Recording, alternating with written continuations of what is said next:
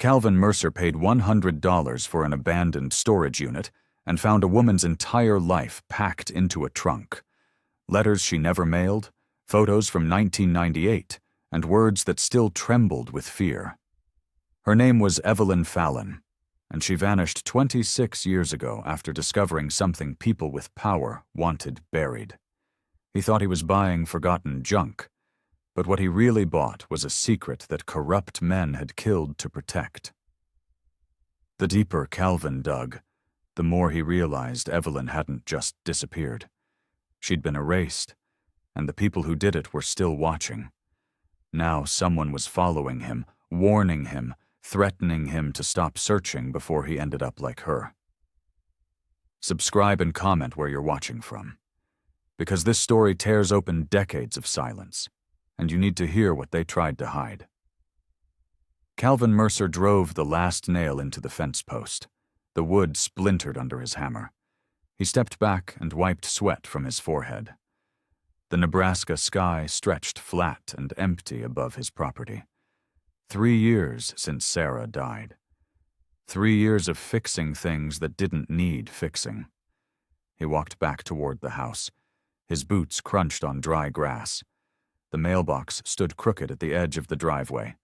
He pulled out a handful of bills and junk mail. A bright yellow flyer caught his eye. "Storage unit auction," it said. "Saturday 10 a.m. Maplewood Storage Facility." Calvin stared at it. He'd driven past that place 100 times. Rusted metal doors, cracked pavement.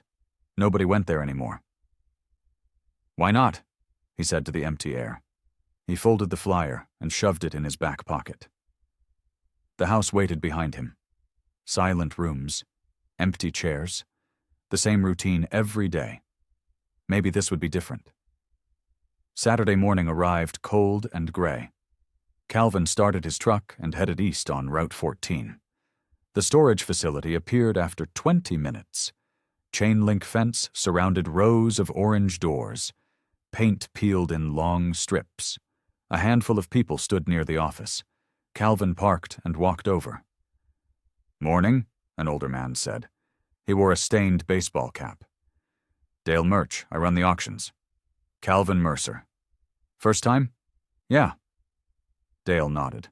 "Simple rules. Cash only. All sales final. You buy it, you haul it." Calvin looked at the other bidders. An older woman with a notepad. 2 younger guys in work clothes. Nobody looked excited. "We got 3 units today," Dale said. He glanced at his clipboard. 2 are pretty picked over. Last one hasn't had payments in years." "How many years?" the woman asked. Dale shifted his weight. "More than 20. Calvin felt something stir in his chest. Curiosity, maybe interest. They walked to the first unit. Dale unlocked it and pulled up the door. Boxes of old magazines spilled across the floor. The woman bid $50. Nobody else raised a hand. The second unit held broken furniture. The younger guys bid against each other. One of them won at $75. Dale led them to the last row. Unit 47 sat at the far end. Rust covered the door handle. Dale fumbled with the key. "This one's a mystery," he said. His voice sounded nervous. The door screeched open. Darkness filled the space inside. Calvin stepped closer. Furniture shapes emerged in the shadows. Boxes stacked against the walls, everything covered in dust. "Starting bid is $50, Dale said. Nobody moved. $50, Dale repeated, tallied narrative word count and verified textual scope. "Fifone. So, let me count the words in Chapter 1. Calvin Mercer drove the last nail into the fence post. 11.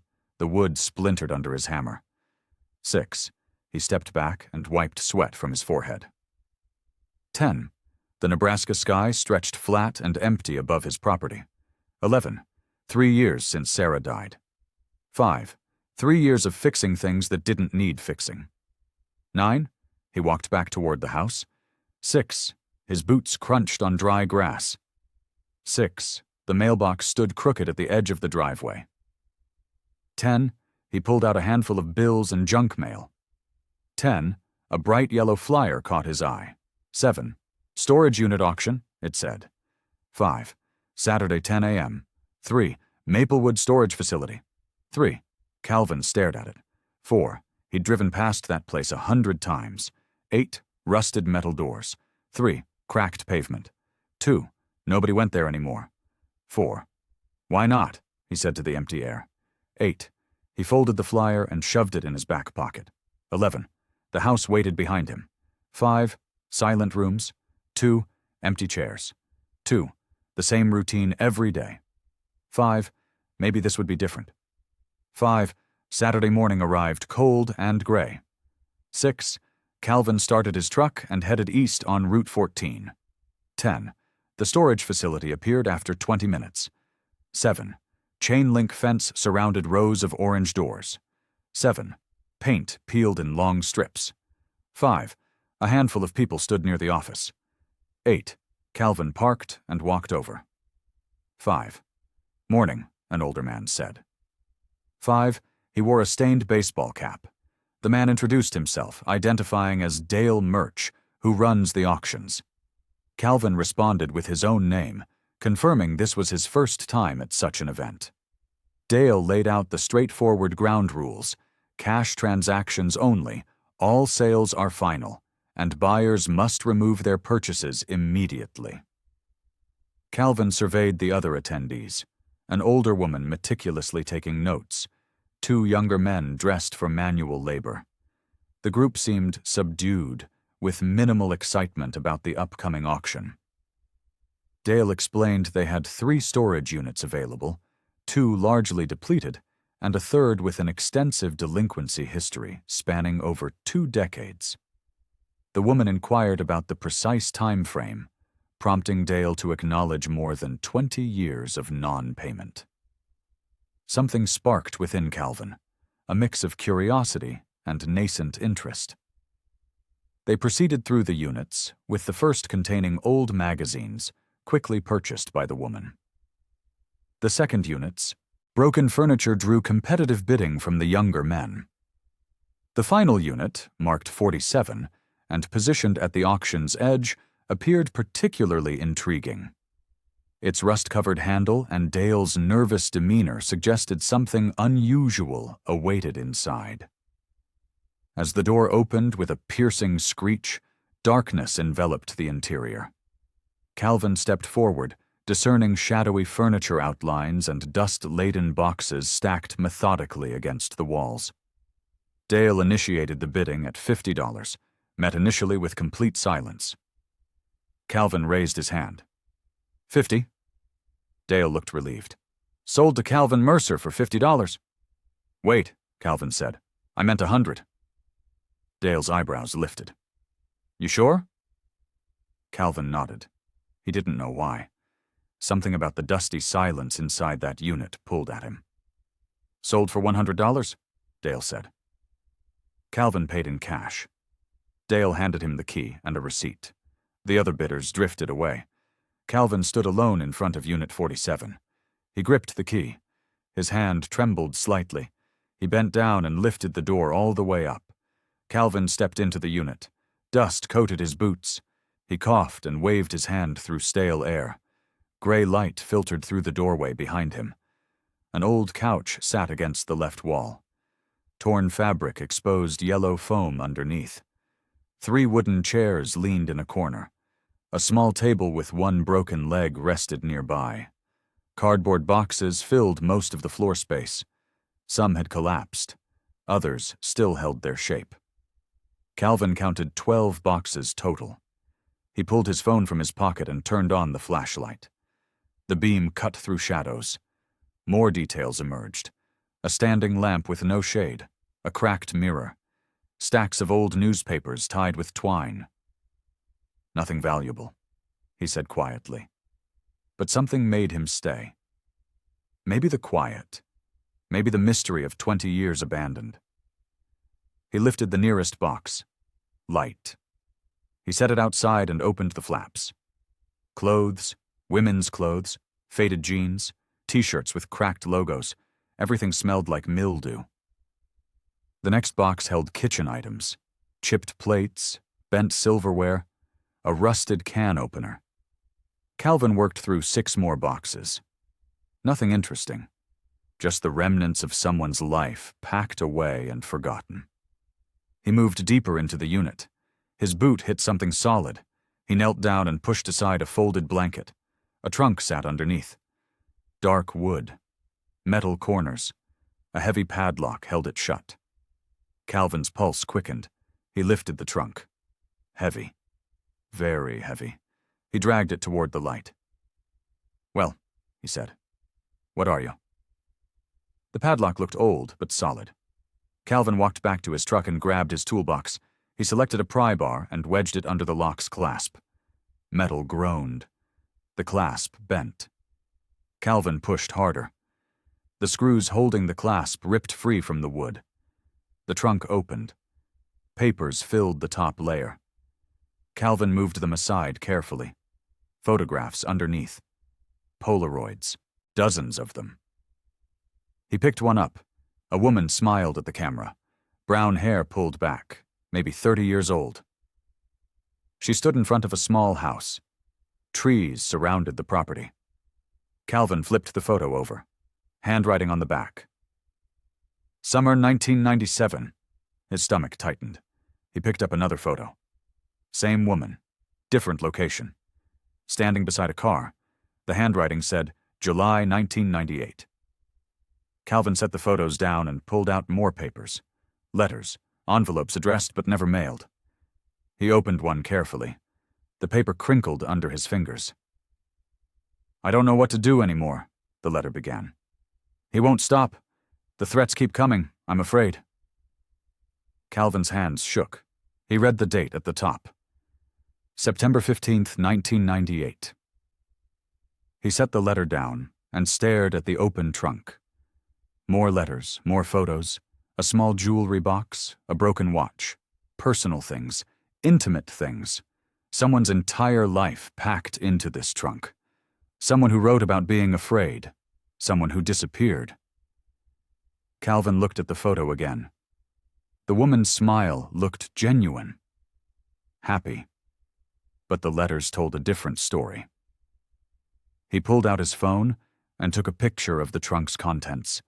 Then he carefully repacked everything. He needed to know who this woman was. He needed to know what happened to her. The empty unit surrounded him. Dust floated in the air. Silence pressed down. Calvin lifted the trunk and carried it to his truck. Calvin spread newspapers across his kitchen table. He set the trunk down carefully. Late afternoon sun came through the window. He opened the lid again. Everything's still there. Photos. Letters. The jewelry box. He pulled each item out slowly. 37 photographs total. He arranged them in rows. Chronological order based on the dates written on back. The woman appeared in every single one. Sometimes alone, sometimes with friends, always smiling. "Who were you?" Calvin asked the empty kitchen. He opened the first letter. The paper felt fragile. The handwriting was neat but shaky in places. "Dear Mom," it started. "I'm sorry I haven't called. Things have been difficult here. The landlord keeps raising the rent. I'm working double shifts, but it's never enough." Calvin read 5 more letters. None were mailed. Each one described growing problems, money trouble, threats, fear. One letter mentioned a name. "Eddie keeps showing up. He says I owe him. I don't know what he means." Calvin set that letter aside. Eddie, first real clue. He opened the jewelry box, a simple silver necklace. 2 rings. Nothing expensive, but worn. Loved. The broken watch sat at the bottom of the trunk. Calvin picked it up. The crystal face was cracked, hands frozen at 3:47. No date function, no way to know when it stopped. He turned it over. An engraving on the back. To Evelyn. Love always. Calvin stared at the name. Evelyn. He closed his eyes and tried to remember. The name felt familiar. Something from years ago. A story. A rumor. He opened his laptop and typed, "Evelyn missing Nebraska, 1998. The search returned nothing useful. Local news archives weren't digitized that far back. He tried different combinations. Still nothing. Calvin went back to the trunk. He pulled out the last layer of papers. Receipts, dozens of them. Rent payments, utility bills, grocery store purchases, all dated between 1997 and September 1998. Then nothing. The receipts stopped. No October, no November, just empty space at the bottom of the trunk. Calvin spread the receipts across the table. He found 3 with an address. 1247 County Road 8. He pulled up a map on his phone. The address existed. 10 miles outside town. Rural area. Farmland, mostly. "That's where you lived," Calvin said softly. He looked at the photos again. The woman, Evelyn, stared back at him. Her smile seemed different now. Forced, maybe, or hiding something. Calvin picked up one of the unmailed letters. This one had no greeting, just words spilled across the page. "I'm running out of time. If something happens, please know I tried. I tried to do the right thing. I tried to be brave. But fear is stronger than I thought." The letter ended there. No signature, no date, just raw truth written in desperate handwriting. Calvin's chest felt tight. He gathered the letters carefully and stacked them. Then the photos, then the receipts. Everything back in the trunk except one photo. Evelyn stood in front of her house. Trees surrounded her. She wore jeans and a white t-shirt. The photo was dated June 1998, 3 months before the letters stopped. Calvin propped the photo against his coffee mug. He couldn't throw this away. He couldn't pretend he didn't see it. Someone needed to know. Someone needed to remember. He grabbed his truck keys and headed for the door. Calvin drove to the county building. The clerk's office closed at 5. He checked his watch. 4:30. He parked and walked inside. Fluorescent lights hummed overhead. His boots echoed on tile floors. A sign pointed toward county records. The office was small. 2 desks, filing cabinets along the walls. A woman sat at the front desk typing. She looked up when Calvin entered. "Help you?" she asked. "I need information about a missing person," Calvin said. The woman's expression changed. Caution replaced courtesy. "Which case?" "Evelyn Fallon, 1998. The woman went very still. "Why?" "I found some of her belongings," Calvin said, "in a storage unit." "What kind of belongings?" "Personal things, letters, photos." The woman stood slowly. She was maybe 40. Dark hair pulled back, professional clothes. Her name tag said, Lena Harrow. "Mr. Mercer, Calvin Mercer." "Mr. Mercer, that case is complicated." "Complicated how?" Lena glanced at the door behind Calvin. Nobody there. She walked to the filing cabinets and pulled open a drawer. Her fingers moved through folders quickly. "Evelyn Fallon was reported missing in October 1998, Lena said.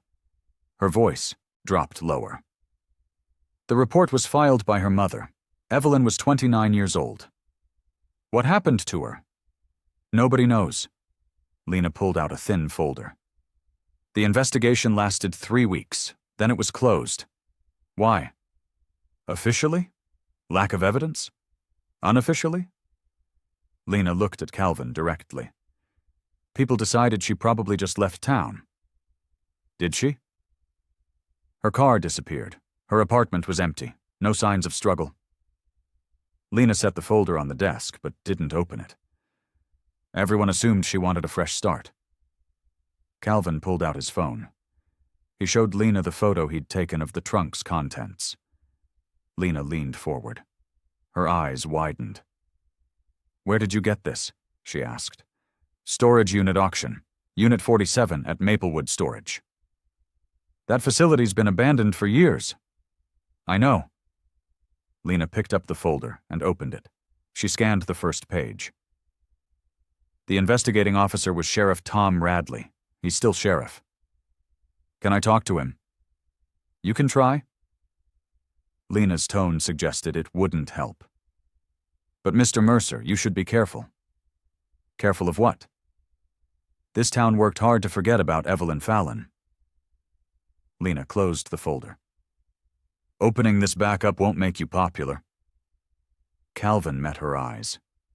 I don't care about being popular. Maybe you should. Lena wrote something on a piece of paper. She handed it to Calvin. An address. That's where Evelyn's mother used to live. She moved away in 2001. Nobody's heard from her since. Calvin took the paper. Thank you. Don't thank me yet, Lena said. And Mr. Mercer, keep those belongings safe. Calvin walked back through the building. The sun hung low outside. Long shadows stretched across the parking lot. He climbed into his truck and sat there. His hands gripped the steering wheel. Lena's warning echoed in his mind. But so did Evelyn's words. If something happens, please know I tried. Calvin started the engine. Sheriff Tom Radley sat at his desk. Papers covered every surface. Coffee stained the corners of old reports. He looked up when Calvin entered. Help you? Radley asked. He sounded tired. Calvin Mercer, I need to talk about Evelyn Fallon. Radley's face changed. Not angry, not scared, just resigned. Like he'd been expecting this conversation for years. Sit down, Radley said. Calvin sat in the metal chair across from the desk. Radley leaned back and crossed his arms. How'd you hear about Evelyn? Radley asked. I bought a storage unit, found her things inside. What things? Letters, photos, personal belongings? Radley nodded slowly. And now you want answers? Yes. I don't have them. Radley stood and walked to the window. He stared out at the street. I was a deputy back in '98. Sheriff Mack ran the investigation. I just did what I was told. What were you told? That Evelyn probably left town. That there was no evidence of foul play. Radley turned back toward Calvin. We checked her apartment, talked to her landlord, her co-workers, her friends. Everyone said the same thing. What thing? That she was unhappy. That she'd talked about leaving, starting over somewhere new. Calvin pulled out the letters. He set them on Radley's desk. She was scared. These letters prove it. Radley picked up the top letter. He read slowly. His jaw tightened. He set it down and read another. Then another. Where's the rest? Radley asked quietly. In my truck. Bring them in. Calvin went outside and retrieved the trunk. He carried it into Radley's office and set it on the floor. Radley knelt beside it. He pulled out photos one by one. His hands were gentle, careful. I remember her, Radley said. His voice was rough. She came to the station once, filed a complaint, said someone was threatening her. Who? She wouldn't say. Claimed she didn't know. Radley stood and walked back to his desk. Sheriff Mack marked it unsubstantiated. Told her to come back if anything concrete happened. Did she? No. Radley sat down heavily. 3 weeks later, her mother called. Said Evelyn wasn't answering her phone. We did a welfare check. Apartment was cleared out. That was it. Calvin stared at the trunk. Someone paid for that storage unit for 20 years. Radley looked up sharply. Who? I don't know yet, but somebody wanted her things preserved. Or hidden, Radley said. The words hung between them. Calvin felt cold. The office suddenly seemed smaller, darker. What are you going to do? Radley asked. Find out what happened. Mr. Mercer, I'm telling you officially to let this go. Radley's voice was firm, professional. As sheriff, I'm advising you that pursuing this investigation could be dangerous. Dangerous how? I don't know. Radley met Calvin's eyes. And that's what worries me. Calvin stood. He lifted the trunk. "Thank you for your time, Sheriff." "Calvin." Calvin stopped at the door. "Keep me informed," Radley said, "and watch your back." Calvin walked to his truck. Evening shadows covered the street. He loaded the trunk carefully. His phone buzzed. "Unknown number." He answered.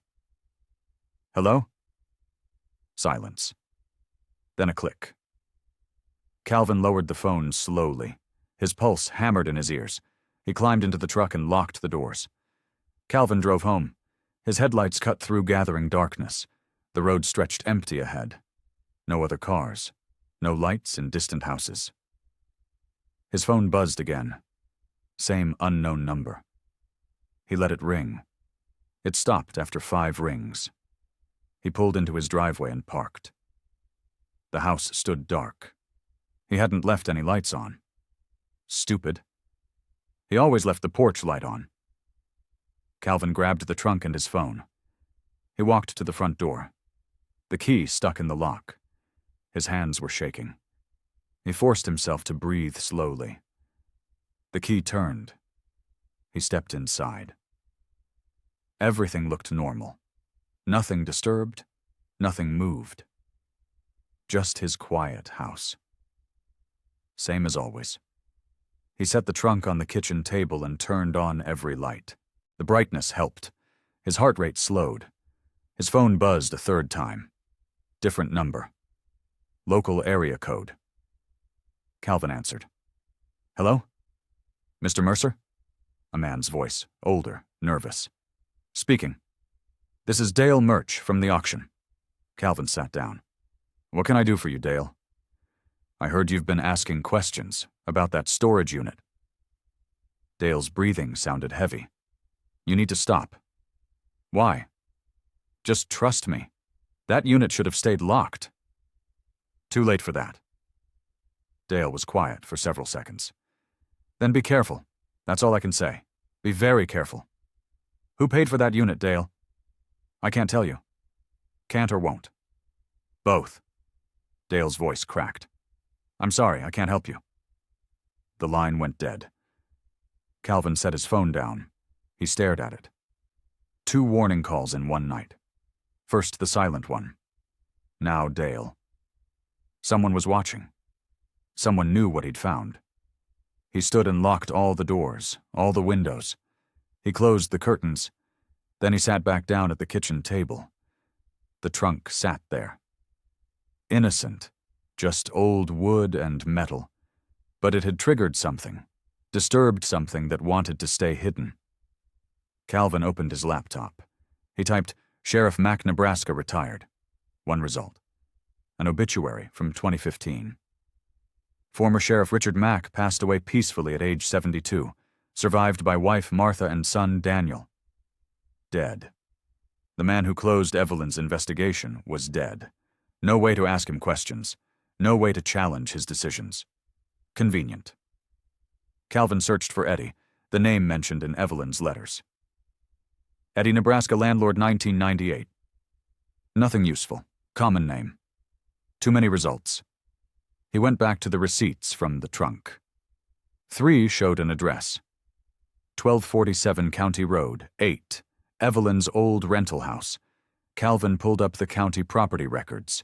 He navigated through several pages until he found the listing. The house still existed, listed as abandoned, condemned in 2004 due to structural damage. Current owner, Pike Properties, LLC. Calvin searched for Pike Properties. 1 result, a small real estate company. Owner, Edward Pike. "Eddie," Calvin whispered. He wrote down the company address. Downtown, 3 blocks from the courthouse. His phone buzzed. Text message. Unknown number. "Stay away from Pike." Calvin's hands went numb. He stared at the screen. The message had no sender ID, no way to reply. He stood and walked to the window. He pulled back the curtain slightly. His driveway, his truck, empty road beyond. Nothing unusual. But someone was watching. Someone knew his every move. Calvin let the curtain fall. He walked back to the table. The trunk sat there like evidence, like truth waiting to be told. He wasn't going to stop. He couldn't stop. Not now. Not when Evelyn's voice still echoed in those letters. "I'm running out of time." Calvin grabbed his jacket. Tomorrow he'd visit Eddie Pike. Tonight he'd stay awake and wait.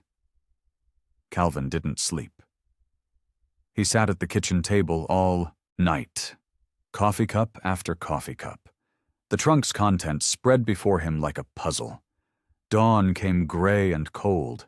He showered, changed clothes, made breakfast he didn't eat. By 8 o'clock he was back at the table.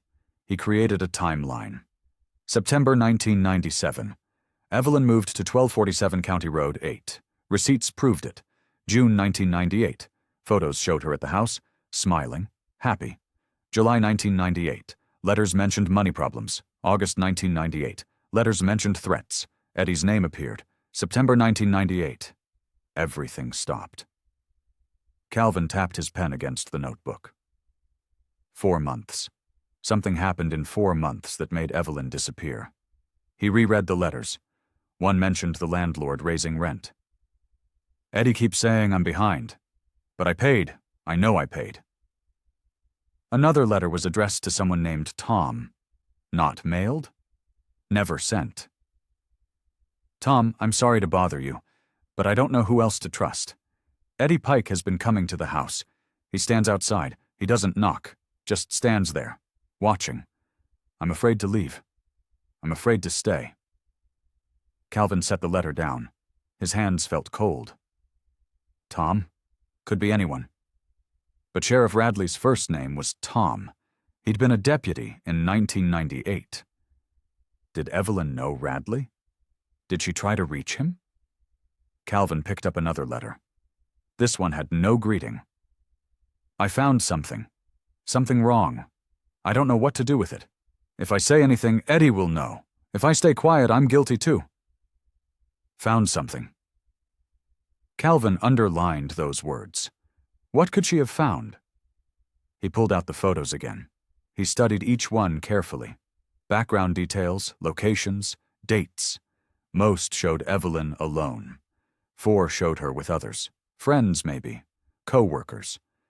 One photo showed Evelyn standing beside a man. Both smiling. The man looked older, maybe 50. Thick arms, working clothes. The back of the photo said, "Eddie and me, July 4th, 1998. Calvin's stomach tightened. Eddie Pike. Had to be. Standing beside Evelyn, smiling, looking normal, friendly. 2 months later, Evelyn vanished. Calvin took a photo of the picture with his phone. He needed to show this to someone. Lena, maybe. Or Radley. His phone buzzed. Text message from Lena. "Found something. Can you come to my office?" Calvin grabbed his keys. He left the trunk at home, locked, hidden in his bedroom closet. He drove to the county building. Lena waited in her office. She gestured for Calvin to close the door. He did. "I went through old records," Lena said. She kept her voice low. "Evelyn Fallon filed 3 complaints in 1998, all against her landlord. Eddie Pike." Lena nodded. "The first complaint was in June. She claimed Pike entered her rental property without permission, without notice. It was dismissed." "Why?" "Pike said he knocked, said Evelyn gave permission. His word against hers." Lena pulled out a photocopy. Second complaint was in July. She reported Pike watching her house at night. That one was marked unfounded. "By who?" "Sheriff Mack." Calvin felt his jaw tighten. "And the third?" "August. She claimed Pike threatened her. Said if she didn't pay additional fees, he'd make her leave." Lena set the paper down. "That complaint was filed, then withdrawn 3 days later." "She withdrew it?" "Someone did. Her signature is on the form, but it looks shaky, different from the other documents." Calvin leaned forward. "You're saying it might be forged?"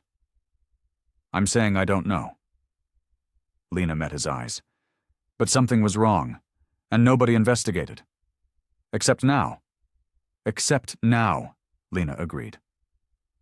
Calvin showed her the photo of Eddie and Evelyn. Is this him? Lena studied it.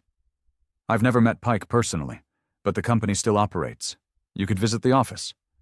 That's my next stop. Calvin.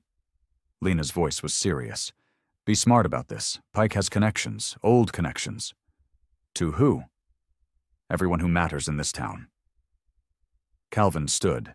He thanked Lena and left.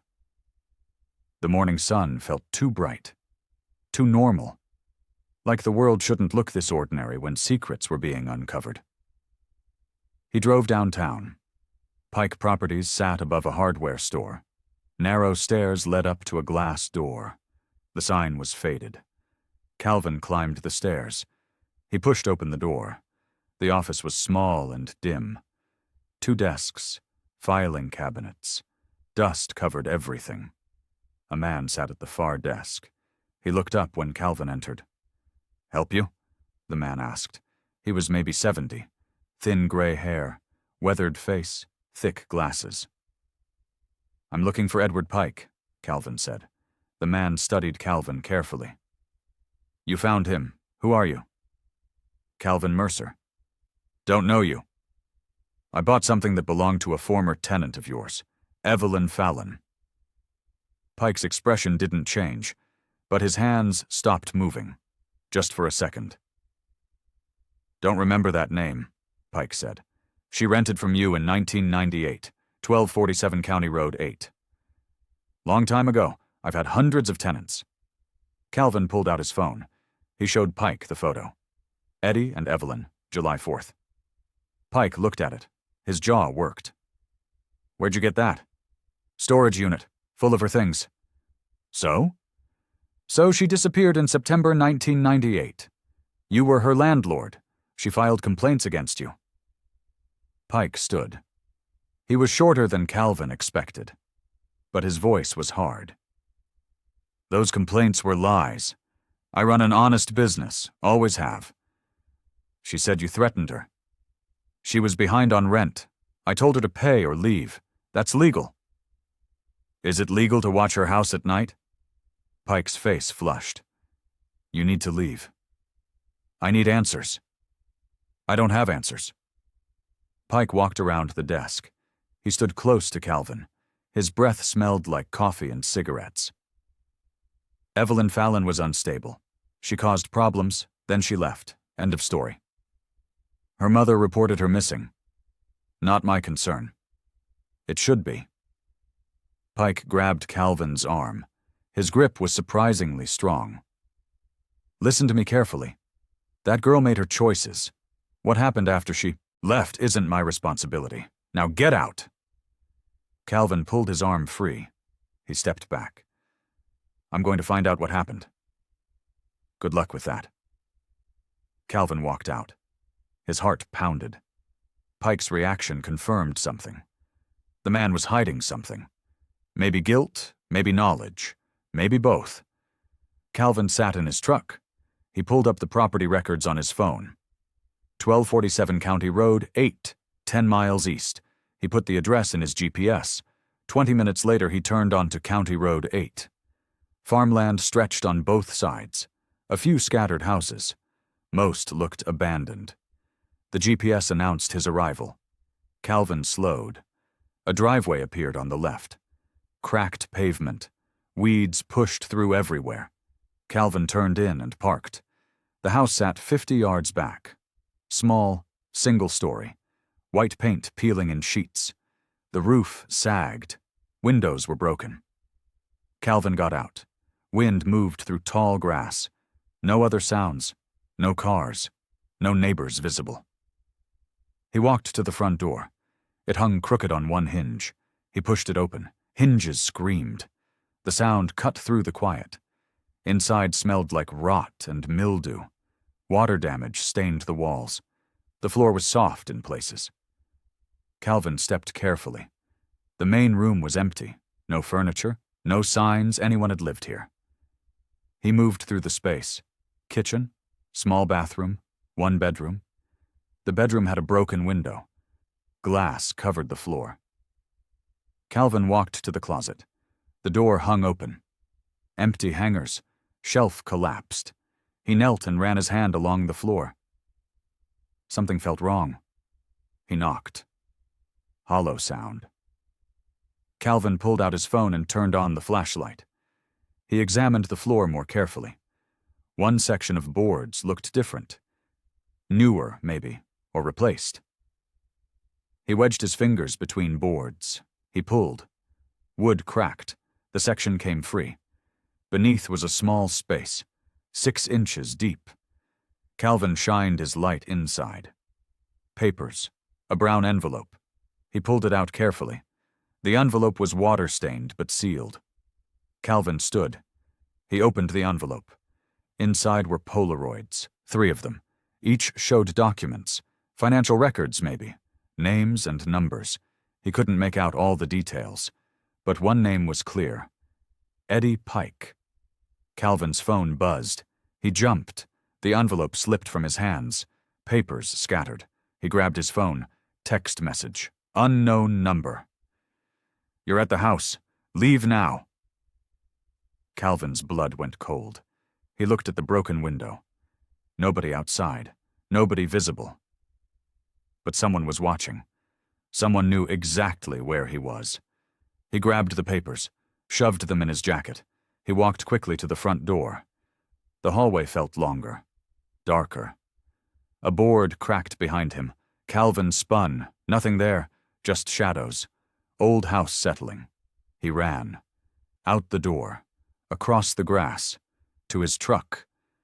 He fumbled with the keys. Dropped them. Picked them up. His hands shook. He got in and locked the doors. Started the engine. The house stood silent behind him. Empty windows stared like dead eyes. Calvin drove back to the main road. His heart hammered.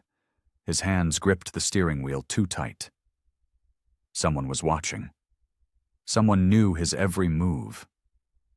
And now he had evidence that proved Eddie Pike was connected to Evelyn's disappearance. The road stretched ahead. Empty. Quiet. But Calvin knew nothing was quiet anymore.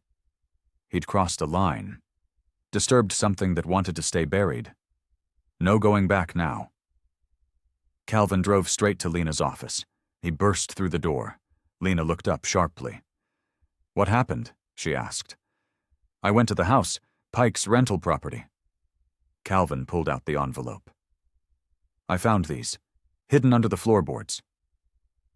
Lena stood and locked the office door. She took the envelope carefully. She spread the Polaroids on her desk. Her face went pale. "These are financial records," she said. "Bank statements, property transactions. Pike's name is on them. Not just Pike." Lena pointed to one photo. "Look at this signature." Calvin leaned closer. The signature was messy, but readable. "R. Mack." "Sheriff Mack," Lena whispered. "What does it mean?" "It means Evelyn found evidence of something involving Pike and the sheriff."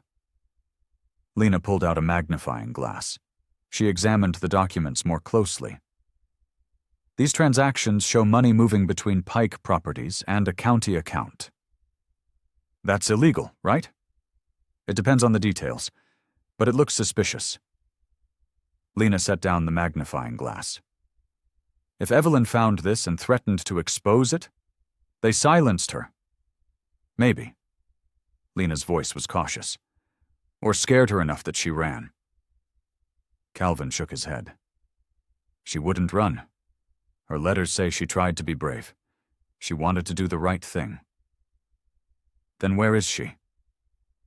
The question hung between them. Calvin had no answer. "I need to see official records," he said. "Evelyn filed complaints. What else is in her file?" Lena hesitated. "That requires authorization." "Can you get it?" "I can try, but Calvin, if Pike and Mack were involved in something illegal, other people knew. Other people might still be protecting it." Like who? I don't know. That's what scares me. Lena gathered the Polaroids carefully. I'll make copies of these. You should keep the originals somewhere safe, not your house. Why not my house? Because someone's watching you. Someone knows what you're doing.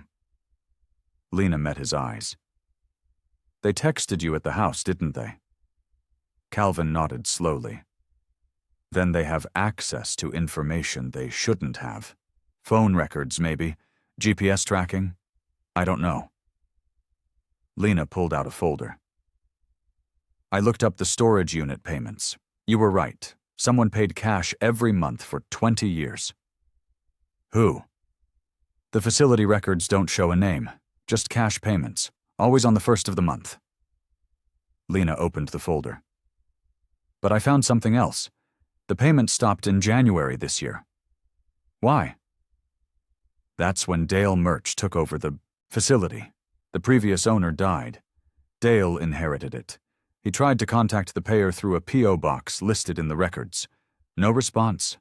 That's why he held the auction. Calvin felt pieces clicking together. The previous owner. Who was it? Lena turned the folder. She showed Calvin a death certificate. Martha Mack, Calvin read aloud. Sheriff Mack's wife. She owned the storage facility, Lena said, for 40 years. Calvin's mind raced. Mack's wife owned the facility. Mack investigated Evelyn's disappearance. Mack closed the case. Mack made sure Evelyn's belongings stayed hidden but preserved. He knew, Calvin said. Mack knew what happened. We don't have proof.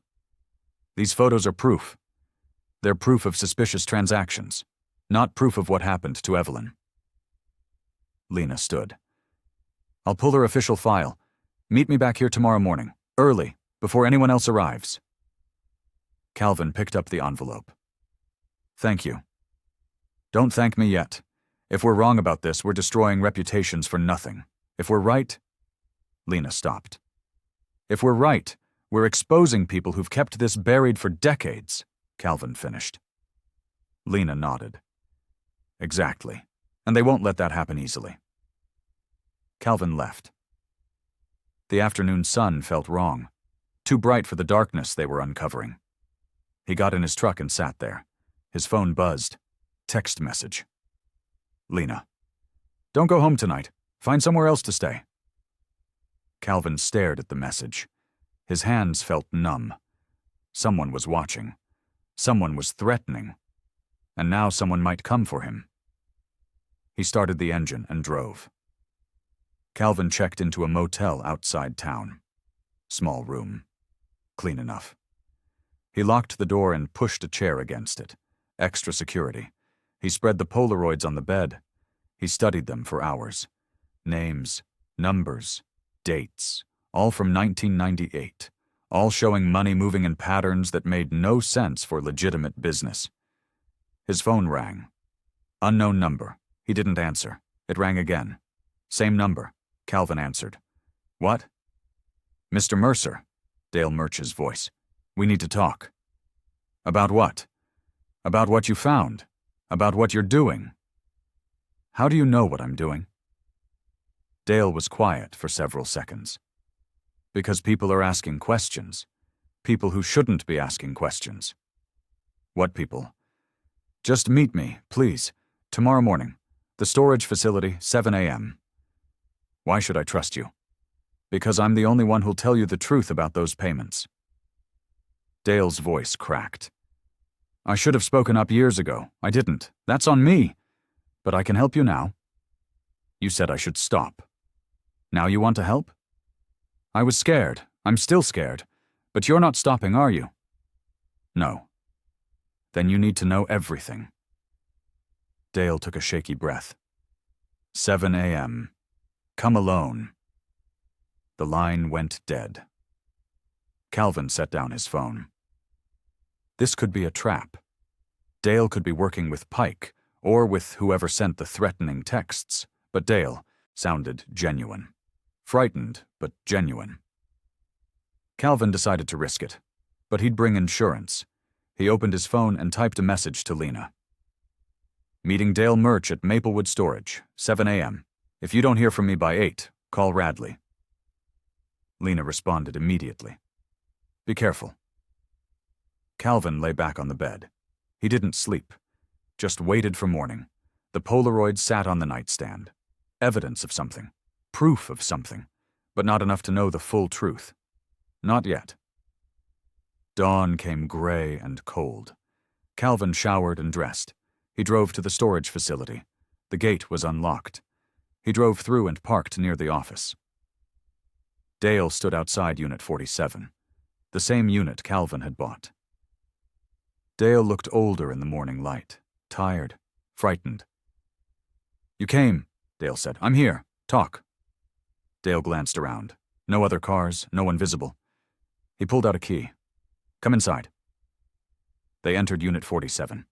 Empty now, just bare concrete and walls. Their voices echoed. I took over this place when Martha Mack died, Dale started. I knew about Unit 47. Everyone who worked here knew. It was off limits, never auctioned, never opened. Who paid for it? Martha brought cash every month, personally, for 20 years.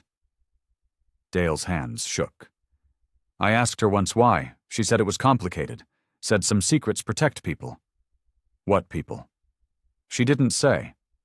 But after she died, I found records, old rental agreements. The unit was originally rented by Richard Mack, the sheriff. Calvin's chest tightened. Mack stored Evelyn's things. Yes, but here's what you need to know. The payments didn't start in 1998. They started in October 1998, right after Evelyn disappeared. So Mack took her belongings from somewhere and stored them. That's what I think. But I don't know where he got them, or why he kept them. Dale pulled out a piece of paper. This was in Martha's safe. I found it when I was settling her estate. Calvin took the paper. A handwritten note. Richard made mistakes. I helped him fix them. The storage unit is my penance. May God forgive us both. Calvin read it twice. What mistakes? I don't know. Martha never told anyone. Richard died in 2015. Whatever he did, he took it to his grave. Unless someone else knows. Dale nodded. Eddie Pike. He was involved. I'm sure of it. Pike and Mack were close. Too close.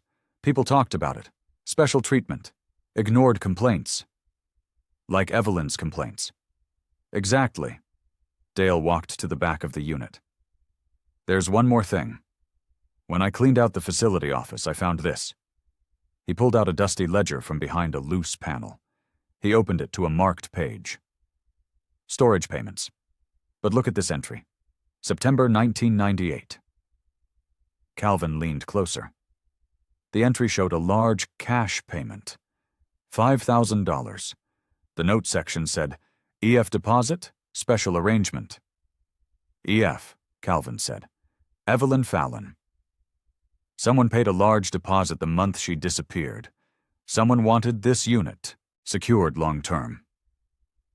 Dale closed the ledger. I think Mack was paid to make her disappear. Not kill her. Just make the case go away. Store the evidence. Keep it hidden. But why keep it at all? Insurance, maybe. Proof he didn't destroy evidence. Proof he could produce it if needed. Dale handed Calvin the ledger. Take this, and be careful. Pike knows you're digging. He's scared. Scared people do desperate things. Calvin took the ledger. Thank you. Don't thank me. I should have come forward years ago. Dale walked toward the door. One more thing.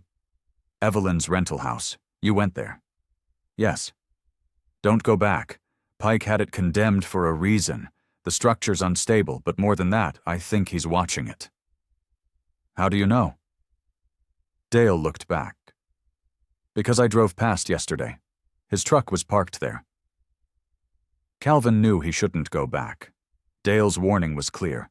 The structure was dangerous. Pike was watching. Every logical reason said, stay away. But logic didn't matter anymore. Evidence mattered. Truth mattered. and something at that house called to him. He drove out to County Road 8. Mid-morning sun made everything visible. No place to hide, no way to sneak up. If Pike was watching, he'd see Calvin coming. Calvin turned into the driveway. No other vehicles. No signs of activity. Just the abandoned house and overgrown grass. He parked and got out slowly. Wind moved through dead trees. The house looked worse in daylight. The roof was partially collapsed. Walls bowed outward. The whole structure tilted slightly to one side. Calvin walked to the front door. It still hung crooked. He stepped inside carefully. The floor creaked under his weight. He tested each step before putting full weight down. The main room was the same. Empty. Water damaged. He moved to the bedroom where he'd found the hidden floor compartment. The loose boards were still there. The space beneath still exposed. Calvin knelt and shined his phone light inside again. Something glinted. He reached carefully. His fingers touched metal. He pulled out a small key. The key was old. Brass, a number etched on one side. 12. Calvin pocketed it. He stood and walked to the closet. Empty hangers. Collapsed shelf. He felt along the walls. Solid. Nothing hidden. He moved to the bathroom. Cracked sink. Broken toilet. Mirror shattered. He opened the cabinet under the sink. Empty. Then he noticed the cabinet didn't sit flush against the wall. Small gap. Maybe 2 inches. Calvin pulled. The cabinet moved. Behind it was a hole in the wall, large enough for a box. Empty now. But dust patterns showed something had been there recently. Someone had taken something. Recently. Within days, maybe. Calvin's heart raced. He pulled out his phone and took photos. The hole, the dust patterns, everything. A board creaked behind him. Calvin spun. Nothing there. Just the empty house. Old wood settling. He walked back to the main room. His foot hit a soft spot. The floor gave way. Calvin lunged forward. His leg broke through rotten boards. Pain shot up his shin. He grabbed a doorframe and pulled himself free. His leg was bleeding. Scrapes and cuts from splintered wood. He limped toward the door. Another creak. This one louder. From above. Calvin looked up. The ceiling bowed. Plaster rained down. He ran. Out the door. Across the grass. Behind him a section of roof collapsed. Dust exploded outward. Calvin reached his truck and leaned against it. His leg throbbed. Blood soaked through his jeans. He pulled up the fabric. Deep cuts, but nothing serious. He grabbed a first aid kit from the truck and cleaned the wounds. Wrapped them quickly. His hands shook. That was stupid. Reckless. He could have been killed. But he had the key. And photos of the hidden space. Someone had removed something from that house. Recently. Someone who knew Evelyn had hidden things there. Calvin got in his truck and started the engine. His phone buzzed.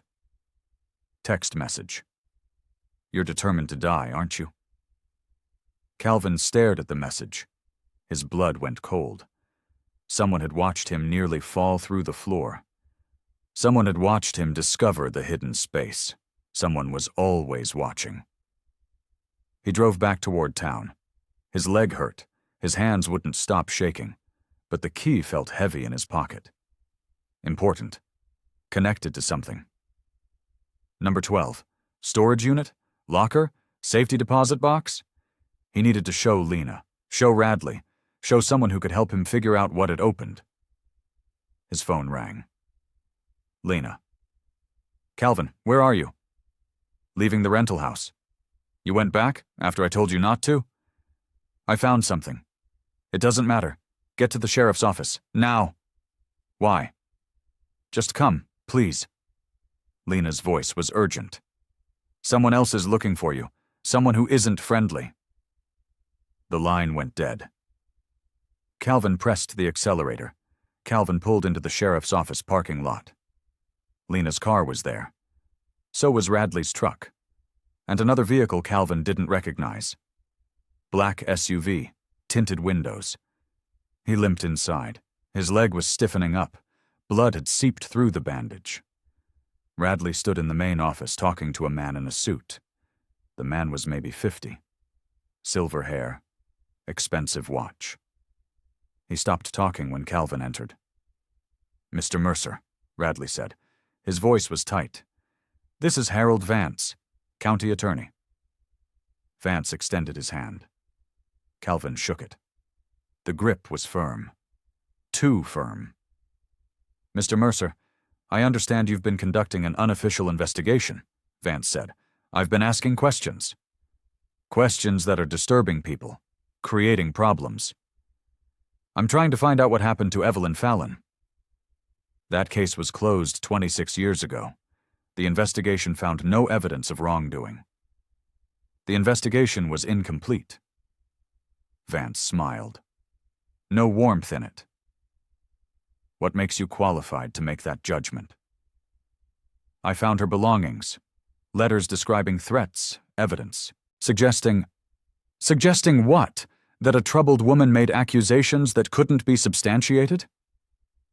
Vance walked closer. "Mr. Mercer, I'm advising you as county attorney to cease this investigation immediately." "Why?" "Because you're interfering with county business. Because you're making accusations without proof. Because you're putting yourself in danger." "Danger from who?" "From the consequences of your actions." Vance glanced at Radley. "Sheriff Radley has expressed concerns about your well-being. We share those concerns." Calvin looked at Radley. The sheriff's face was unreadable, but his eyes said something different.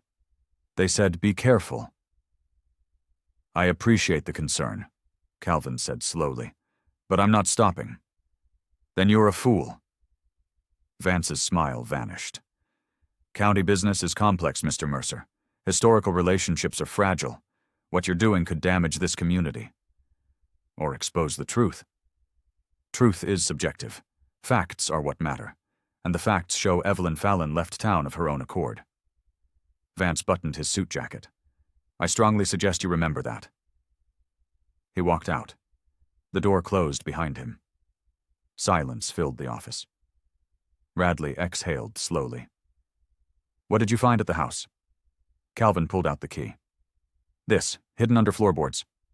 Radley took it. He examined the number. 12. "Any idea what it opens?" "Safety deposit box, maybe? Or a locker?" Radley handed it back.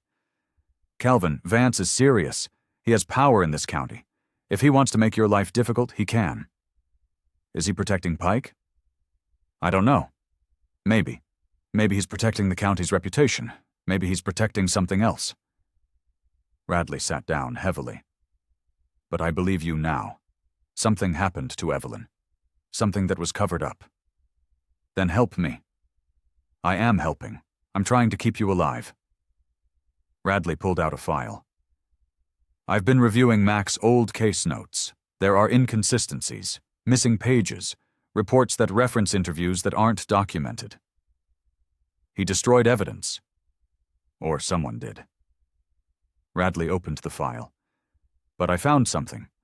Mac kept personal notes separate from official reports. I found them in storage when I took over as sheriff. I never looked at them, until now." He pulled out a yellow legal pad, pages filled with handwriting. He turned to a marked page. "Read this," Radley said. Calvin took the pad. The entry was dated October 15th, 1998. "E. Fallon situation resolved. EP handled cleanup. Property secured. No further action needed. Story holds. Mother satisfied. Case closed." Calvin's hands shook. "EP, Eddie Pike." Mac and Pike worked together to make Evelyn disappear. Not kill her necessarily, but make her disappear.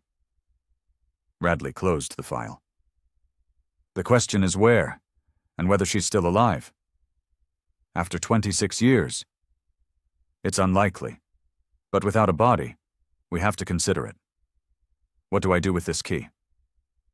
"Find what it opens, But Calvin, be smart. Don't go alone. Don't trust anyone except Lena and me. Radley stood. And watch your back. Vance showing up here means people are worried. Worried people make mistakes. But they also get dangerous. Calvin pocketed the key. Thank you. Don't thank me. I should have pushed harder on this case years ago. I didn't. That's on me. Radley walked him to the door. One more thing. Pike's rental house. You said you found a hidden space behind the bathroom cabinet? Yes. Something was removed recently. I saw the dust patterns. I think Pike took something. Something Evelyn hid. Something he finally found. Radley lowered his voice. Which means he's cleaning up, covering his tracks. That makes him unpredictable. Calvin's phone buzzed. Lena. Bank, safety deposit boxes, key matches their system. Calvin showed Radley the text. The sheriff nodded. Go. Find out what's in that box. And Calvin, take Lena with you. Don't do this alone. Calvin left. The morning sun felt too bright, too normal. The world kept spinning while dark secrets crawled out of the past. He got in his truck and headed to the bank. Calvin met Lena in the bank parking lot. She looked worried, tired, like she hadn't slept. You okay? Calvin asked. Someone broke into my house last night, Lena said. Her voice was shaky. Nothing taken, but they went through my desk, my files. They were looking for something. The Polaroids? I made copies, hid the originals at my sister's house. Lena looked at the bank. This key could be important, or it could be nothing. Either way, we need to know. They walked inside. The bank was small, local. Everyone knew everyone. The manager recognized Lena. Ms. Harrow, the manager said. What can I do for you?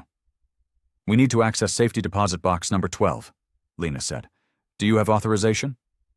Calvin pulled out the key. We have this. The manager examined it. This is one of our old keys, but I need proof of ownership, account information, something. The box belonged to Evelyn Fallon, Calvin said. She disappeared in 1998. The manager's expression changed. Recognition, discomfort. I remember that name, long time ago. Please, Lena said. This could be important. The manager hesitated. Let me check our records. He disappeared into a back office. Calvin and Lena waited. Minutes stretched. Other customers came and went. No one else seemed to notice the tension. The manager returned. The box was rented in 1997. Evelyn Fallon's name is on the account. But there's a notation. Access restricted pending legal review. What legal review? Calvin asked. I don't know. The notation was added in October 1998 by County Attorney Harold Vance. Calvin and Lena exchanged looks. Vance again. Protecting something. Hiding something. Can we access it anyway? Calvin asked. Not without court authorization or proof you're authorized representatives of the estate. The manager looked genuinely apologetic. I'm sorry. My hands are tied. They left. Calvin's frustration burned hot. Another dead end. Another obstacle. Vance locked it down, Lena said. He knew about the box. He made sure no one could access it. Why? Because whatever's inside proves something. Something he doesn't want revealed. Calvin's phone rang. Unknown number, he answered. Calvin Mercer? A woman's voice, younger, nervous. Speaking. My name is Mara Fallon. Evelyn Fallon was my aunt. Calvin's pulse quickened. Where are you? In town. I heard you've been asking questions about her. I need to talk to you. Where can we meet? The diner on Main Street, 20 minutes. The line went dead. Calvin looked at Lena. Evelyn's niece is here. That's good, right? I don't know, but we need to talk to her. They drove to the diner. A young woman sat in a corner booth. Mid-40s, dark hair, tired eyes. She stood when Calvin and Lena approached. "Mara?" Calvin asked. "Yes, you're Calvin?" "And this is Lena Harrow. She's been helping with the investigation." They sat. A waitress brought coffee. Mara wrapped her hands around the cup, but didn't drink. "I grew up hearing about Aunt Evelyn," Mara said. "My mother was her older sister. Evelyn disappeared when I was 14. My grandmother never recovered. She died believing Evelyn was out there somewhere. Alive." "I'm sorry," Calvin said. "Why are you doing this? Why now? After all these years?" Calvin pulled out his phone. He showed her photos of the trunk, the letters, the belongings. Mara's eyes filled with tears. "I thought everything was lost. Police said they couldn't find any of her things. They said she took everything with her." "She didn't. Someone stored it, kept it hidden for 26 years. "Who?" "Sheriff Richard Mack. He's dead now. But we think he was involved in her disappearance." Mara's hands shook. "Involved how?" "We don't know the full story yet. But we think Evelyn found evidence of corruption, illegal dealings between Eddie Pike and Mack. She tried to expose it. They silenced her." "By killing her?" "We don't have proof she's dead. Just proof she disappeared and someone covered it up." Mara wiped her eyes. "What do you need from me?" "Help. Information. Anything you remember about Evelyn, what she was like, who she knew, what she was working on before she vanished." Mara took a shaky breath. "I was young. But I remember she was scared. The last time I saw her was August 1998. Family barbecue. She seemed distracted, worried. My mom asked what was wrong. Evelyn said she was dealing with difficult people.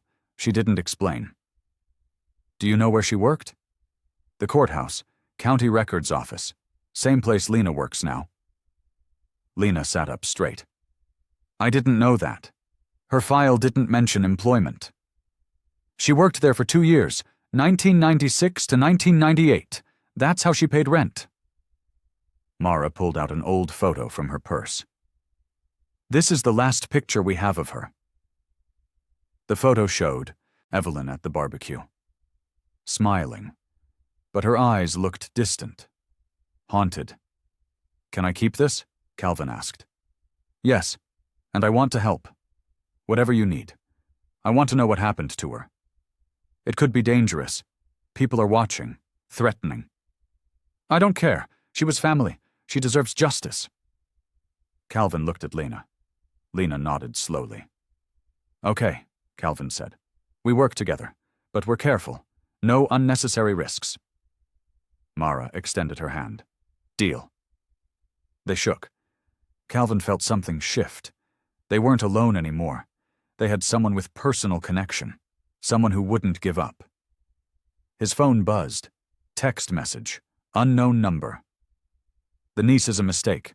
Send her home before someone gets hurt." Calvin showed the message to Lena and Mara. Mara's face went pale, but her jaw set firm. "I'm not leaving," she said. Mara checked into the same motel as Calvin. Different room. Down the hall, safer than staying alone somewhere unfamiliar. They met in Calvin's room. Spread evidence across the bed. Letters, photos, Polaroids, the key, Mack's notes. "We need to organize this," Lena said. "Build a timeline. Find connections we're missing." They worked for 2 hours, writing dates on note cards, creating a visual map. Names, events, locations. One pattern emerged. Evelyn worked at the county records office. She would have had access to financial documents, property transactions, anything filed publicly. "That's how she found evidence," Mara said. "She saw something in the records, something that didn't add up." "Pike and Mack were moving money illegally," Calvin said. "Evelyn documented it, probably made copies." "Where would she hide copies?" Lena asked. "Not at her apartment, too obvious." Calvin studied the timeline. "But maybe at the rental house, somewhere secure." "We searched that house," Mara said. Not all of it, just inside. Calvin pulled up satellite images on his laptop. Look at the property. There's land behind the house, maybe 2 acres. Trees, overgrown areas. You think she buried something? Lena asked. It's possible. If she knew people were after her, she might have hidden evidence outside. Somewhere it would survive, even if the house was destroyed. We need to search that land, Mara said. It's Pike's property. Technically, that's trespassing. Do you care? Mara's voice was firm. Calvin looked at her. No, I don't. They drove out at dusk. Less chance of being seen. Calvin parked on the road instead of the driveway. They walked in quietly. The house loomed dark against the evening sky. They circled around back. Tall grass, dead trees, thick brush. This could take hours, Lena said. Then we take ours. Calvin pulled out a metal detector from his truck, borrowed from a friend. Evelyn might have used a metal container, something that would protect papers from moisture. They worked systematically, scanning grid patterns, moving through the overgrown land. Mosquitoes swarmed. Darkness deepened. After an hour, the detector beeped. Calvin knelt and dug. His hands hit metal 6 inches down. He cleared dirt carefully. A metal box. Army green. Rusted but intact. A lock held it shut. Found something, Calvin called quietly. Mara and Lena hurried over. Calvin pulled out the box. Heavy. Something inside shifted. Can you open it? Mara asked. Calvin used a screwdriver to pry the lock. It snapped. He opened the lid. Inside was a camera. Old. Film camera. The case was cracked, but the camera looked functional. And beneath it, wrapped in plastic, was a cassette tape. She recorded something, Lena whispered. Calvin pulled out the tape carefully. The plastic was intact. The tape looked undamaged. A label on the side read, September 1998. We need to listen to this, Mara said. Her voice trembled. Not here, not now. Calvin closed the box. We take it somewhere safe. Get the right equipment. They walked back to the truck. Calvin's leg throbbed. Old injury from the floor collapse. But adrenaline kept him moving. They loaded the box carefully. Calvin started the engine. Headlights appeared on the road ahead, coming fast. Get down, Calvin said. They ducked. The vehicle passed. Black SUV, tinted windows. Same one Calvin saw at the sheriff's office. Vance, Lena said, or someone working for him. Calvin waited until the SUV disappeared. Then he drove. They went back to the motel. Inside Calvin's room, they examined the box contents again. The camera had film inside, partially exposed. We need to develop this film, Mara said. Where? Calvin asked. There's a photography shop in Lincoln, old school. They still do film development. Lena checked her phone. It's 2 hours away. We could go tomorrow. What about the tape? Mara asked. I have equipment at the county office, Lena said. I can digitize it, but it'll take time, and I need to do it when no one else is around. Tonight, Calvin said. We do it tonight. They drove to the county building. After midnight, empty parking lot. Lena used her key to get inside. The office was dark. They used flashlights. Lena set up the equipment. Cassette player, computer, recording software. She inserted the tape. Pressed play. Static hissed through speakers. Then a voice. Female. Shaky. Frightened. My name is Evelyn Fallon. Today is September 18th, 1998. If you're hearing this, something happened to me. I need you to know the truth. Silence. Heavy breathing. The sound of papers rustling. I work at the county records office. 3 months ago, I noticed irregularities in property transactions. Money moving between county accounts and private companies, specifically Pike properties. Large amounts, unexplained. More rustling. I made copies of the documents. I confronted Eddie Pike. He threatened me, said I didn't understand, Said I needed to forget what I saw, but I can't forget. It's fraud, corruption, and Sheriff Mack is involved. Calvin's heart pounded. Mara gripped his arm. I tried to file official complaints. They were dismissed. Pike has been watching my house, following me. Yesterday The tape cut out. Static. Then nothing. No, Mara whispered. There has to be more. Lena rewound and played again. Same thing. The tape ended abruptly, mid-sentence.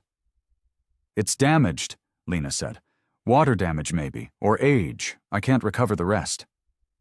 But we have her voice, Calvin said. We have her testimony. She named Pike and Mack. It's not enough for criminal charges. Too old. No corroboration. Lena saved the digital file.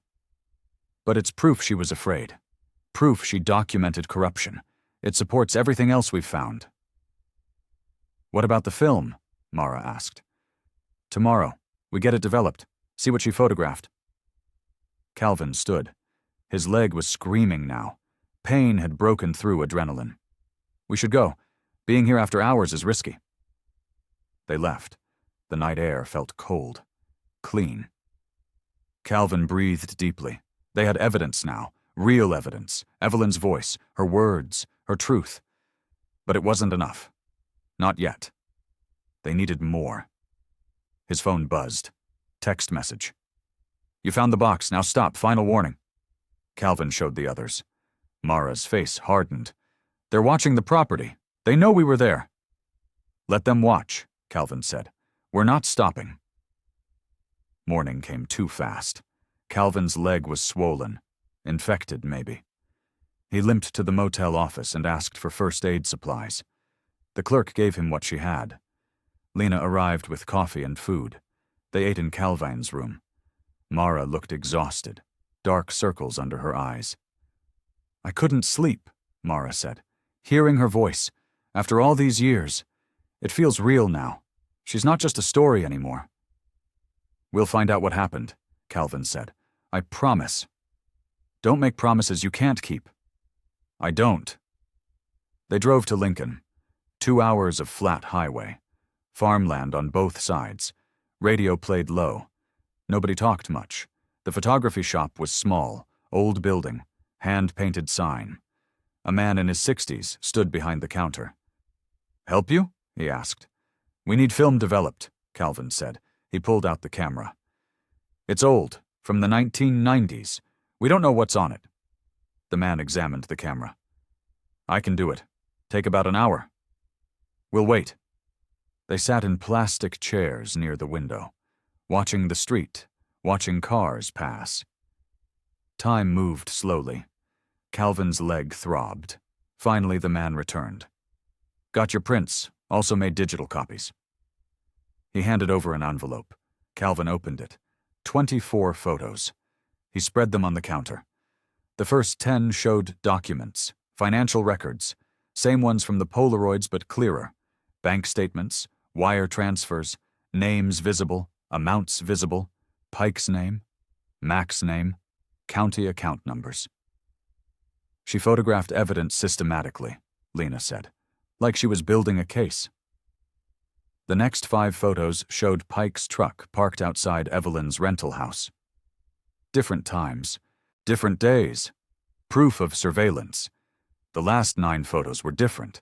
They showed a location, old building, industrial maybe, windows broken, graffiti on walls. What is this? Mara asked. Calvin looked closer. One photo showed a sign, partially visible.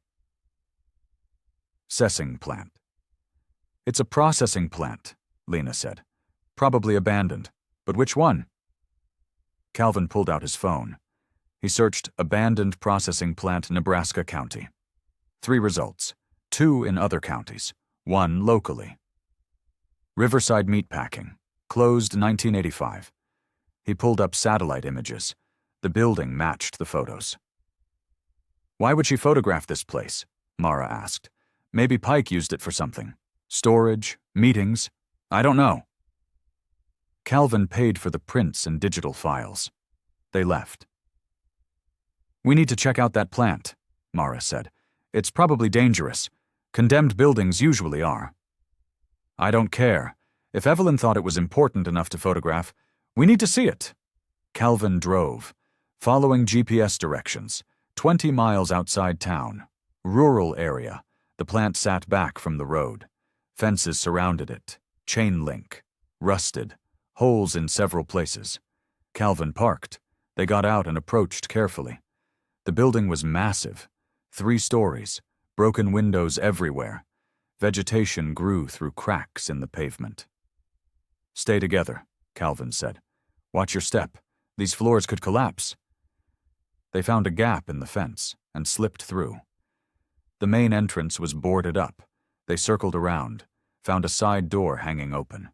Inside smelled like decay, mold, rust, animal droppings. Their flashlights cut through darkness.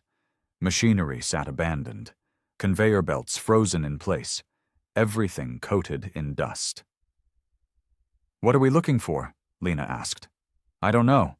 Anything unusual. Anything that explains why Evelyn came here." They explored the ground floor. Empty offices, break rooms, bathrooms, nothing significant. They climbed stairs to the second floor. More machinery, storage rooms. One room had a lock still intact. Calvin forced it. The door opened. Inside were boxes. Cardboard, old, some collapsed, others still sealed. Calvin opened one. Papers, financial records, invoices, order forms, all dated between 1985 and 1995.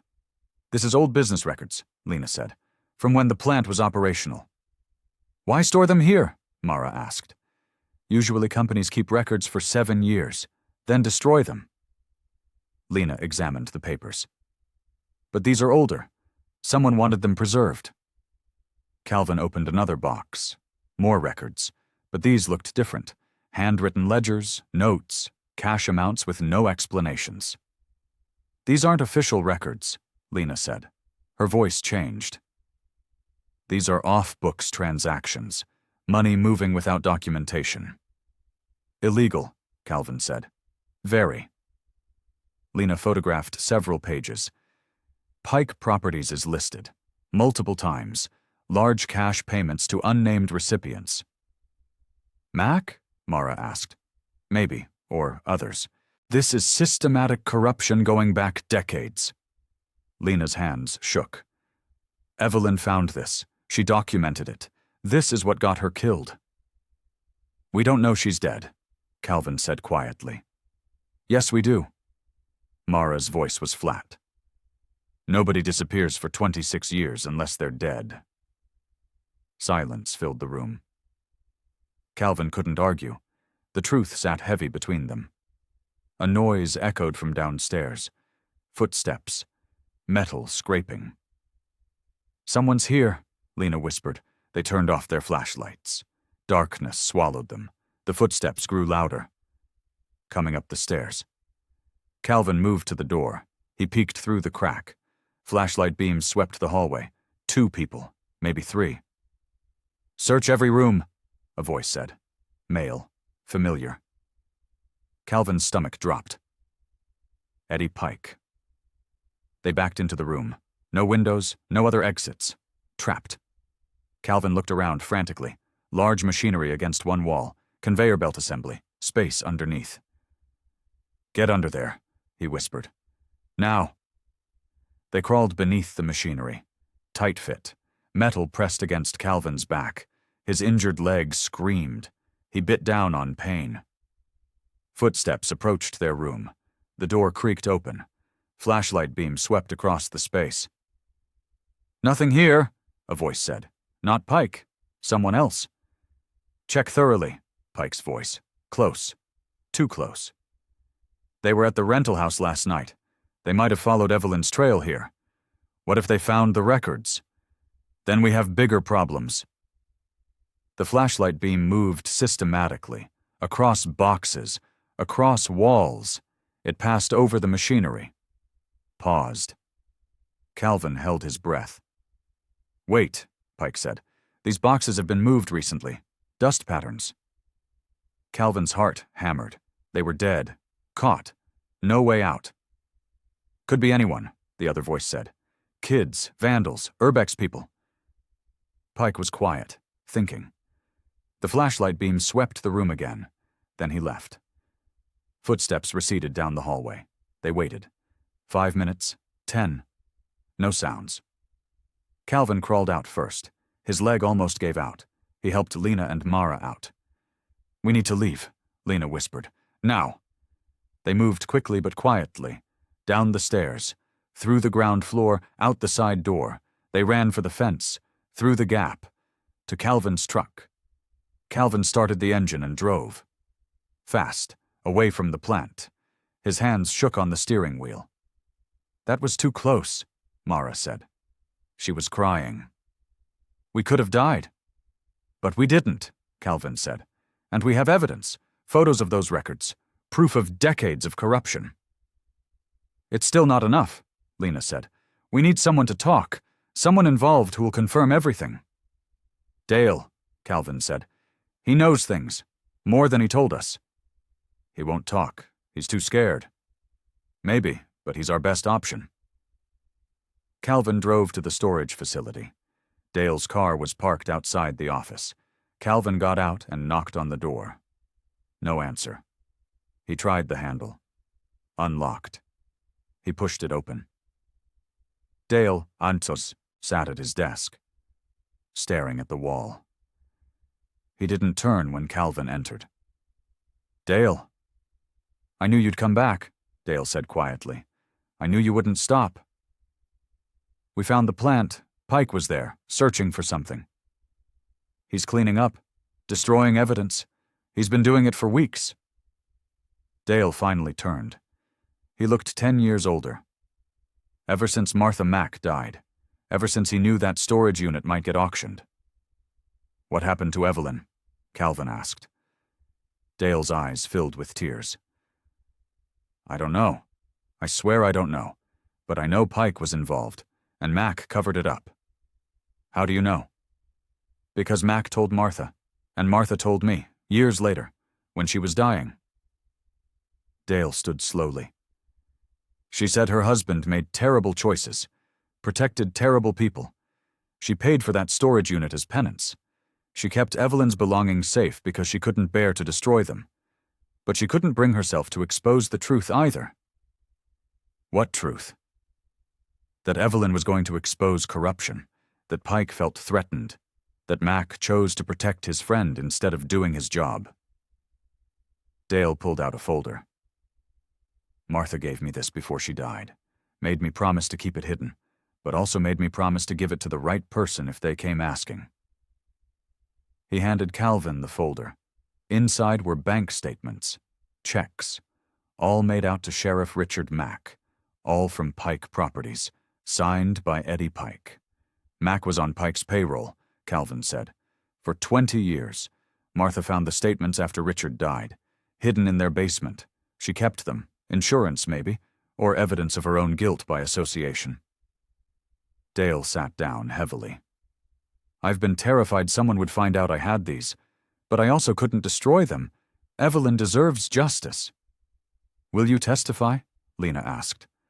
Dale was quiet for a long time. "If it comes to that, yes, I'll testify. But Calvin, you need to understand something. Vance is part of this too.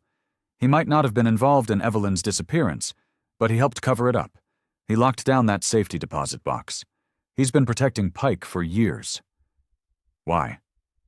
"Pike has dirt on everyone, anyone who matters in this county. He used Mack's corruption to control people, and when Mack died, he found new leverage." Dale's hands shook. "I'm giving you these documents because I'm an old man with nothing left to lose, but you three still have lives. Be careful." Calvin took the folder. "Thank you." "Don't thank me. I'm 26 years too late." Dale looked at the window. "Now go, before Pike realizes I talked to you." They left. Calvin drove toward town. The folder sat on Lena's lap. Evidence, real evidence, bank statements proving Mack was corrupt, proving Pike controlled him. but still no proof of what happened to Evelyn. No body, no confession, no definitive answer. "We need to confront Pike directly," Mara said. "Force him to tell us the truth." "That's dangerous," Lena said. "Everything we've done is dangerous." Mara's voice was firm. "I want answers, real answers, not speculation." Calvin looked at her in the rearview mirror. "Okay, we confront Pike, but we do it smart. We bring backup, we bring evidence, we don't give him room to lie." "When?" "Tomorrow. We show everything to Radley first, make sure someone in authority knows what we've found. Then we face Pike." "And if he runs?" Mara asked. "He won't run. He's too arrogant. He thinks he's protected." Calvin's voice was hard. "Tomorrow he learns he's not." They met at Radley's office early morning. Calvin spread everything across the conference table. Photos, bank statements, the cassette recording, Dale's testimony written on paper. Radley examined each piece slowly. His face grew darker with every page. Finally, he sat back and rubbed his eyes. "This is worse than I thought," Radley said. "Mac wasn't just covering for Pike. He was Pike's partner." "Can you arrest Pike?" Mara asked. "For what? Corruption from decades ago? The statute of limitations expired years ago." Radley tapped the bank statements. "These prove financial crimes, but they're too old to prosecute." "What about Evelyn?" Calvin asked. "Without a body, we can't prove murder. Without direct evidence of foul play, we can't even prove kidnapping." Radley stood and paced. "Everything here is circumstantial, suggestive, but not prosecutable." "So Pike walks free?" Mara's voice rose. "After everything he did?" "I didn't say that. I said we can't prosecute criminally, but we can expose him publicly, destroy his reputation, force county officials to investigate." Radley turned to Lena. "Can you document all of this officially? County records?" "Yes, but Vance will try to stop me." "Let him try. Once it's documented, it's public record. He can't bury it again." Radley picked up Dale's statement. "We need Dale to go on record officially, a sworn statement." "He'll do it," Calvin said. "He's ready." "Then we move forward, but carefully. Pike is desperate. Desperate men are dangerous." Radley's phone rang. He answered. His face changed. "When? Where?" He hung up and looked at them. "Dale Murch was just admitted to the hospital. Apparent heart attack." Calvin felt his stomach drop. "When?" 30 minutes ago. His neighbor found him collapsed in his driveway." "That's not coincidence," Lena said. "That's not natural." "We don't know that yet." But Radley's voice suggested he believed it. "Stay here. I'm going to the hospital. Don't leave this building until I get back." Radley left. Calvin paced the conference room. Mara sat motionless. Lena organized documents with shaking hands. "They got to Dale," Calvin said. "Pike found out he talked." "We don't know that," Lena said, but her voice was hollow. "Yes, we do. Just like we know Pike was at the plant searching for us. Just like we know Vance locked down Evelyn's safety deposit box." Calvin slammed his hand on the table. "We're running out of time. They're cleaning up loose ends." "What do you want to do?" Mara asked. "Confront Pike, now, before he disappears or something else happens." Radley said to wait. "Radley doesn't understand. Every minute we wait, evidence disappears. People get hurt." Calvin grabbed his jacket. "I'm going to Pike's office. You two stay here." "No." Mara stood. "I'm going with you." "Mara." She was my aunt, my family. I have a right to face him. Calvin looked at Lena. Lena shook her head. "This is a bad idea. Wait for Radley." "I can't wait anymore." Calvin headed for the door. Mara followed. "Calvin!" Lena's voice stopped him. "At least take this." She handed him her phone. "Record everything. If something happens, I'll have proof." Calvin took the phone. "Thank you." "Don't thank me. Just don't die." They left. Morning sun felt harsh, unforgiving. Calvin's leg throbbed with each step. Mara walked beside him, silent, determined. They drove to Pike's office. The building looked closed. No lights visible. Calvin tried the door anyway. Locked. "Maybe he's not here," Mara said. Calvin looked up. A shadow moved past a window on the second floor. "He's here." Calvin knocked hard. "Pike, open up, we need to talk." No response. He knocked again, harder. The door opened suddenly. Pike stood there. He looked older in morning light, more haggard. His eyes were cold. "What do you want?" Pike asked. "Answers about Evelyn Fallon." "I told you, I don't know anything." "You're lying." Calvin held up the folder. "We have bank statements. Proof you paid off Sheriff Mack. Proof of corruption. Proof Evelyn was going to expose you." Pike's jaw tightened. "Get off my property." "What did you do to her?" Mara stepped forward. "Where is she?" Pike looked at Mara. Something flickered in his eyes. Recognition, maybe. "You're the niece." "Yes, and I want to know what you did to my aunt." "I didn't do anything, she left. That's the truth." "Then why pay Mack? Why hide evidence? Why watch her house at night?" Calvin's voice was hard. "Why are you so desperate to keep this buried?" Pike was quiet for several seconds. Then he stepped back. "Come inside. I'll tell you what I know, but just you two. No cops, no recordings." Calvin glanced at Mara. She nodded. They stepped inside. Pike closed the door behind them. The click of the lock sounded final, like a trap closing. Pike led them upstairs. The office smelled like old coffee and cigarettes. He gestured to chairs. Calvin and Mara sat. Pike remained standing. "You want the truth?" Pike asked. "Fine. I'll give you truth. But you won't like it." "Try us," Calvin said. Pike pulled out a bottle of whiskey and poured a glass. His hands shook slightly. "Evelyn Fallon worked at County Records. Smart girl, too smart. She noticed transactions that didn't make sense. Started asking questions. About you and Mack. About a lot of people. Mack, Vance, county commissioners, half the officials in this town." Pike drank. "This county ran on informal agreements, favors, payments. Nobody called it corruption. We called it business." "It was illegal," Mara said. "It kept things running smoothly until Evelyn decided to be a hero." Pike's voice was bitter. "She confronted me, said she had evidence, said she was going to the state attorney general."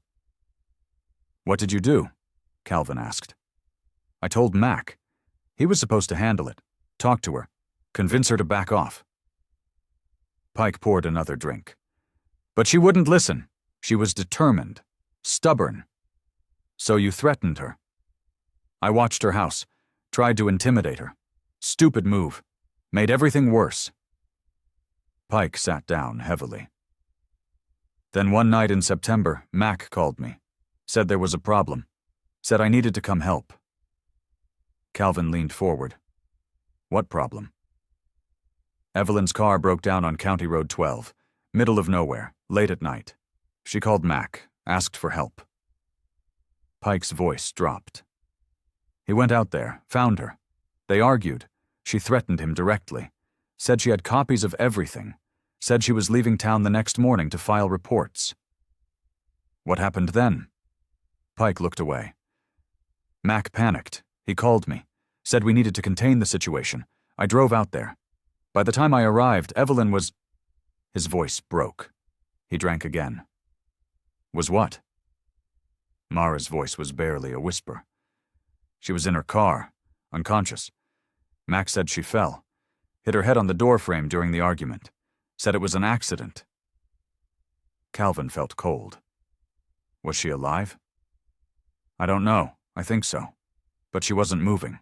Wasn't responding." Pike's hands shook violently now.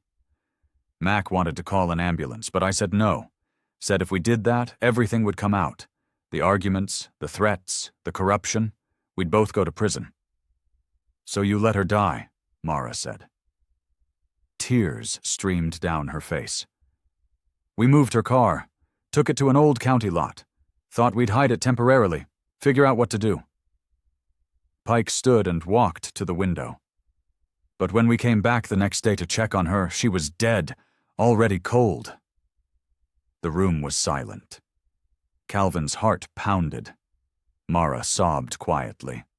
We panicked, covered it up, made it look like she left town, stored her belongings so they wouldn't be found. Pike turned back. Mac paid the storage fees, kept the evidence preserved as insurance, so I couldn't turn on him, and he couldn't turn on me. Where's her body? Calvin asked. Still in the car, at the lot. We covered it with scrap metal and debris. Nobody's been there in years. The whole area is condemned. Pike's voice was hollow. I've carried this for 26 years, every single day. It was an accident. A stupid, tragic accident. But we made it murder by hiding it. Where's the lot? Mara demanded. Pike wrote an address on paper. His handwriting was shaky. It's east of town. Old county maintenance yard. Been abandoned since 2000. Calvin took the paper. You're confessing? Yes, I'm done carrying this. Pike sat down. Do what you want. Arrest me. Expose me. I don't care anymore. I'm 70 years old. I'm tired. Calvin stood. He pulled out Lena's phone. I recorded everything. You know that? Pike nodded. Good. At least someone will finally know the truth. They left. Calvin's hands shook as he drove. Mara was silent, tears still falling. We need to call Radley, Calvin said. No. Mara's voice was firm. We go to that lot first. We find her. Then we call Radley. Mara, I need to see her. I need to know she's really there. Her voice broke. I need to say goodbye. Calvin understood. He drove east, following the address. County Road 12. Same road where Evelyn's car broke down 26 years ago. The lot appeared after 10 miles. Chain link fence, rusted gate. Sign said, County property, no trespassing. Calvin parked. They got out and walked to the gate. It was unlocked, swung open easily. Too easily. Someone's been here recently, Calvin said. They walked into the lot. Scrap metal everywhere, old machinery, broken vehicles, decades of abandoned county equipment. How do we find one car in all this? Mara asked. Calvin pulled up the recording on his phone. He played Pike's description again. He said northeast corner, under debris, look for a blue sedan. They searched.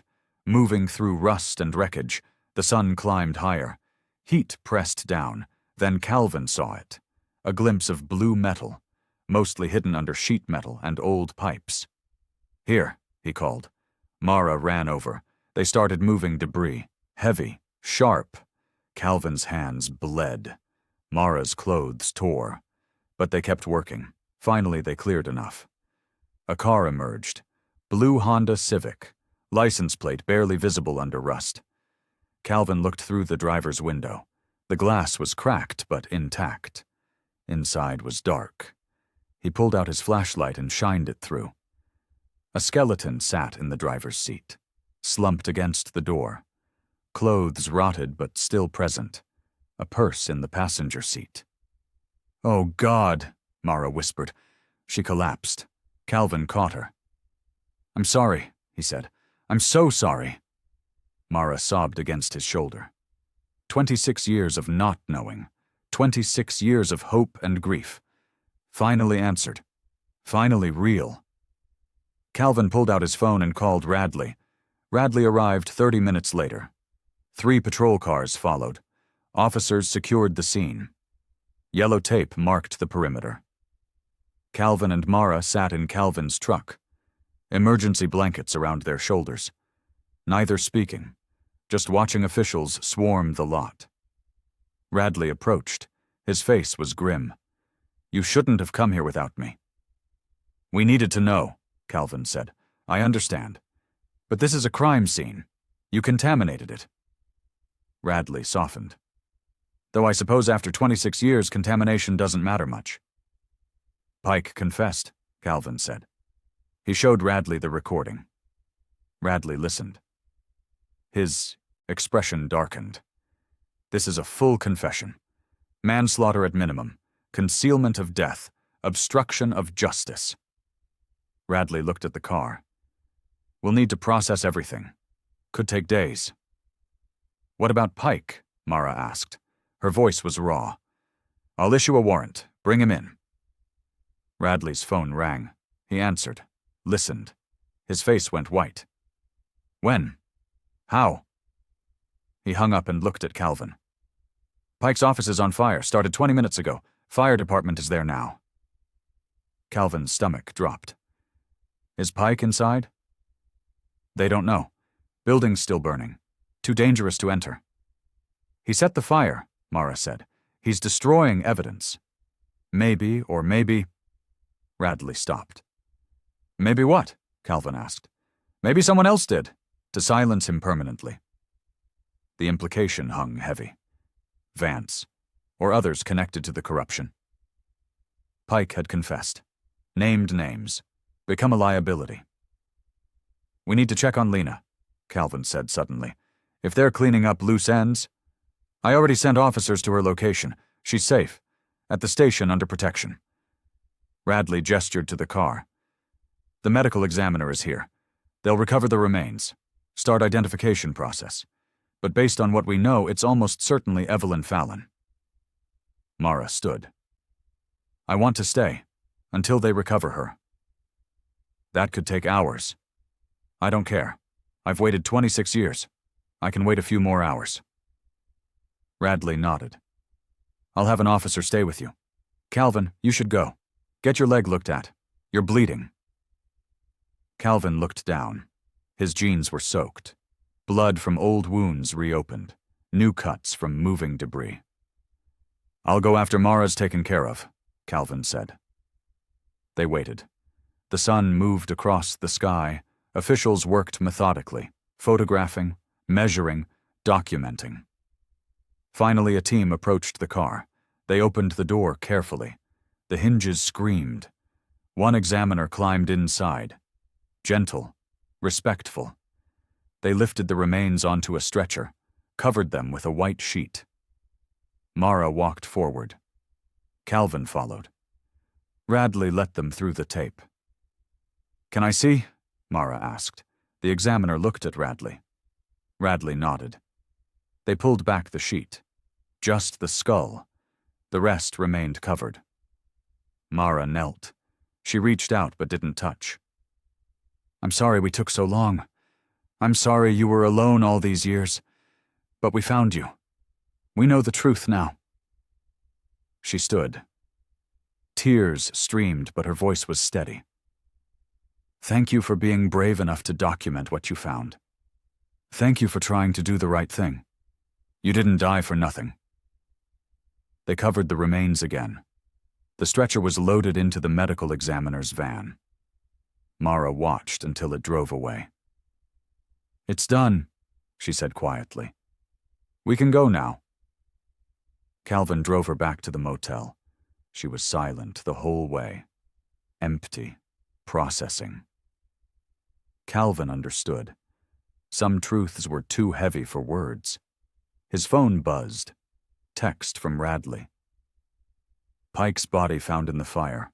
Preliminary. Report suggests he was dead before the fire started. Investigating as homicide. Calvin showed Mara. She read it and nodded. Vance. Probably, or someone working for him. Calvin pulled into the motel parking lot. We need to be careful, very careful. They won't stop us now. We have too much evidence. Too many people know. Mara looked at him. But they might try to discredit us. Make us look like conspiracy theorists. Let them try. We have Pike's confession. We have Evelyn's body. We have bank statements and documents. Calvin's voice was hard. The truth is out. They can't bury it again. Mara went to her room. Calvin went to his. He cleaned his wounds properly, bandaged them, changed clothes. Then he sat on the bed and stared at his phone. Everything they'd worked for was coming together. But people were dying. Dale in the hospital. Pike murdered. How many more would suffer before this ended? His phone rang. Lena. "Are you okay?"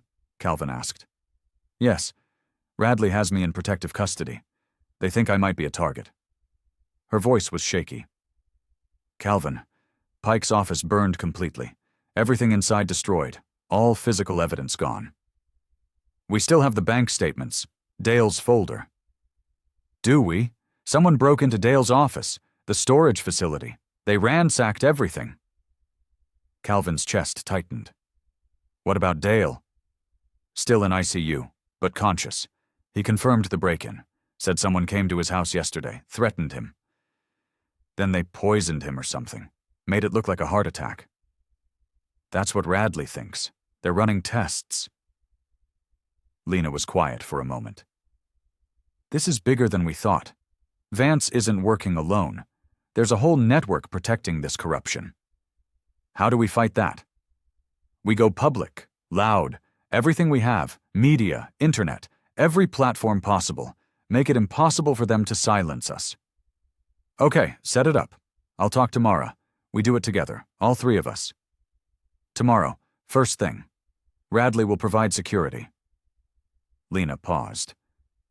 "And Calvin? Be careful tonight. Lock your doors. Don't trust anyone." The call ended. Calvin looked around his motel room. Cheap lock, thin walls, not secure at all. He grabbed his essentials and went to Mara's room. Knocked. She opened cautiously. "We should stay together tonight," Calvin said. "Safer." She nodded and let him in. They pushed furniture against the door, kept the lights off, took turns sleeping. Outside, the night was dark and still.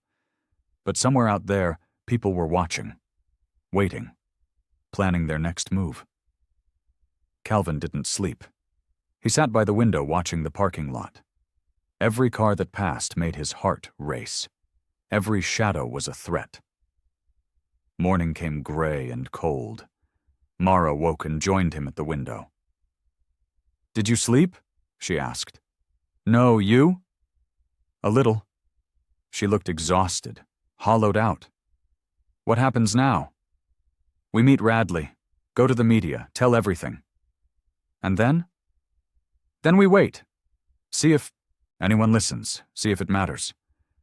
Mara was quiet. "Do you think it will matter?" "I don't know, but we have to try." They drove to the sheriff's office. Radley waited with Lena. A conference room was set up. Camera equipment, recorders, a lawyer Radley had arranged. "This is Sarah Chen," Radley said, gesturing to a woman in her 40s. "She's with the State Attorney General's office. She'll be documenting your statements officially." Chen shook hands. Professional. Serious. "I've reviewed the preliminary evidence. What you've uncovered is significant. But I need formal statements from all of you. Everything you know, everything you found."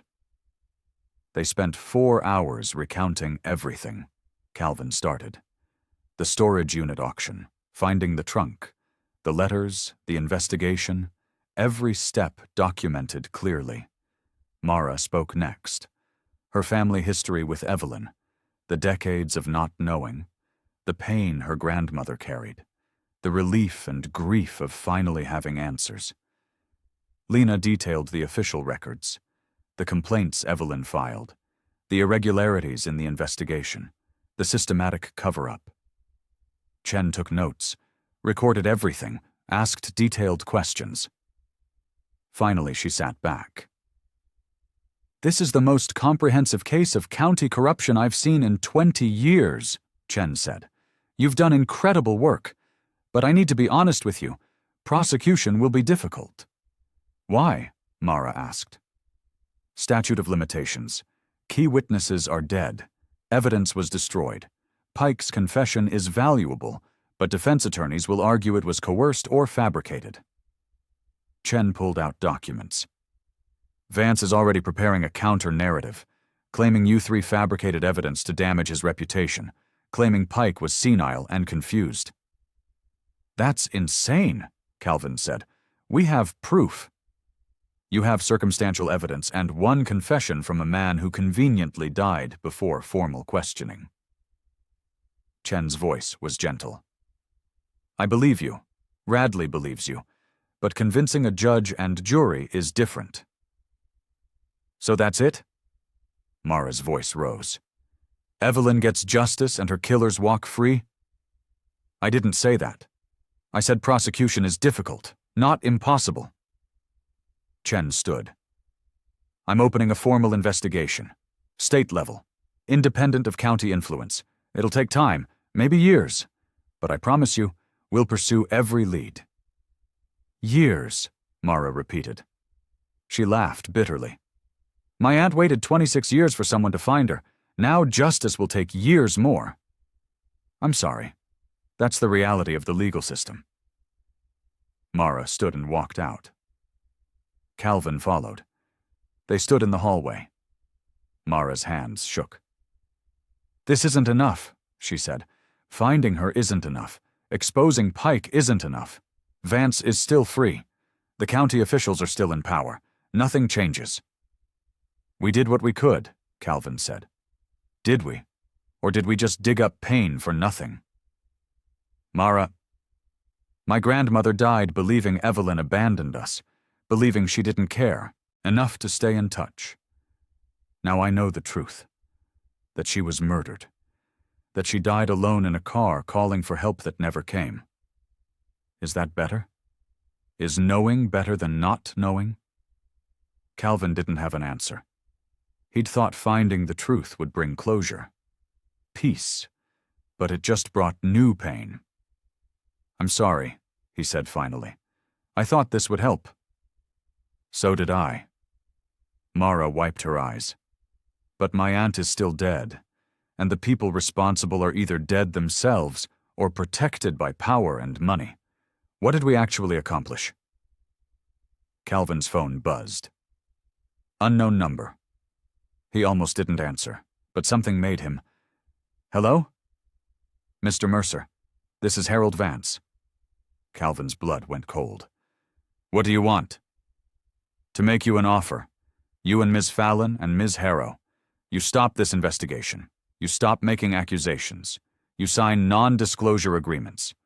And in return, I'll make sure you're compensated. Significantly. You're trying to buy us off. I'm trying to protect this community from destructive rumors. Vance's voice was smooth. What happened to Evelyn Fallon was tragic, but it was an accident. Pike and Mac made terrible choices, but they're both dead now. Continuing to pursue this only hurts innocent people. Innocent people like you? Like everyone in this county, businesses, families, public servants who had nothing to do with what happened. Vance paused. Take the offer. It's generous, and it's final. Go to hell. Calvin hung up. His hands shook with rage. Mara looked at him. What did he say? Calvin told her. Mara's face hardened. He's scared. That means we're close to something bigger. Or it means he's willing to do whatever it takes to protect himself. Calvin looked back at the conference room. Chen said prosecution is difficult. Maybe Vance is right. Maybe we've done all we can. No. Mara's voice was fierce. We're not stopping. Not now. Not ever. What else can we do? Find out why Vance is so desperate to protect this. There's something more. Something we haven't uncovered yet. Calvin's phone buzzed again. Text message from an unknown number. County lot, northeast corner, under the car, look deeper. Calvin showed Mara. What does that mean? It means we're going back to where we found Evelyn. Radley drove them to the lot. The area was still marked as a crime scene. Yellow tape everywhere. But the medical examiner's team had finished their work. What are we looking for? Radley asked. I don't know. The message said look deeper, under the car. They approached Evelyn's car. It sat where they'd found it. Empty now, stripped of everything human. just rusted metal and decay. Calvin knelt. He looked underneath. Dirt, debris, oil stains, nothing unusual. "Help me tip it," he said. Radley called officers over. Together they lifted one side. The car groaned and shifted. Underneath was concrete, cracked, old, but one section looked different, newer, patched. "See that?" Calvin pointed. "That concrete is different. Been repaired." "When was this lot closed?" Lena asked. Radley checked his phone. "Year 2000. Been abandoned since." "So why repair concrete after it closed?" Calvin grabbed a pry bar from his truck. He wedged it under the patch and pulled. The concrete cracked. Pieces came free. Beneath was a metal box, buried, sealed with a padlock. Calvin's heart raced. He broke the lock, opened the box. Inside were files, binders full of documents, bank statements, wire transfers, legal papers, all organized meticulously, all dated between 1985 and 1998. "What is this?" Mara asked. Lena flipped through pages. Her face went pale. "This is a complete record of county corruption. Every payment, every transaction, every person involved." "Evelyn's insurance policy," Calvin said. "She documented everything, made copies, hid them here where only she knew." "But how did someone else know to tell us about it?" Radley asked. Calvin looked at his phone. The unknown number. He tried calling back. It rang once, then disconnected. "Someone wanted us to find this," he said. "Someone who knew it was here." "Martha Mack," Lena said suddenly. "She must have known. Maybe Evelyn told her, or maybe Mack told Martha before he died." "But Martha died months ago." "Her son," Radley said. "Daniel Mack, Richard's son. He might know. He might be the one helping us." Calvin searched his contacts, found Daniel Mack's number from public records. Called. A man answered. "Hello? Daniel Mack?" "Yes, who's this?" "Calvin Mercer. Did you send me a text about the county lot?" Silence, then a sigh. "Yes, that was me." "Why?" "Because my father destroyed lives, and my mother lived with that guilt until it killed her." Daniel's voice was heavy. "She told me about Evelyn before she died, about the box buried under the car, about the files Evelyn had hidden. She made me promise to help if anyone ever came looking for the truth." "Why not just tell the police?" "Because half the police were involved. Because Vance has power. Because I was scared." Daniel paused. "But when you started investigating, I saw a chance to finally make this right, to honor what my mother wanted." "Thank you," Calvin said. "Don't thank me. I should have done this years ago. Like everyone else in this story, I was a coward." The line went dead. Calvin pocketed his phone. He looked at the files spread across the ground. Hundreds of pages, thousands of transactions, dozens of names. "This is everything," Lena said. "Complete evidence, undeniable." Radley's phone rang. He answered. His expression changed from confusion to shock. "Are you certain? When?" He hung up. "That was Chen. Dale Murch just woke up. He's talking. He wants to give a formal statement. Says he has more to tell us. Things he didn't say before." "Like what?" Calvin asked. "Like where other bodies are buried?" The words hit like a physical blow. Other bodies. Plural. Evelyn wasn't the only one, Mara whispered. Radley looked at the files, at the dozens of names. "We need to go through all of this, carefully, completely. Match it to missing persons, unsolved disappearances. See if there are patterns." "How long will that take?" Calvin asked. "Weeks. Maybe months." "We don't have months. Vance knows we're close. He'll run. Or destroy more evidence, or—" Calvin stopped. The implication was clear. Or kill more people. "Then we go public now," Lena said. "Tonight, everything, the files, Dale's testimony, Evelyn's story. We make it impossible to hide. Chen said to wait for the investigation. Chen works within the system. The system is corrupt. We can't wait. Lena picked up a file. I have contacts at state media, papers, TV stations. I'll make copies and send them everything. That could compromise the legal case, Radley warned. I don't care about the legal case anymore. I care about stopping more deaths, more cover-ups. Lena looked at Calvin and Mara. Are you with me? Calvin nodded. Yes. Mara picked up another file. Let's burn it all down.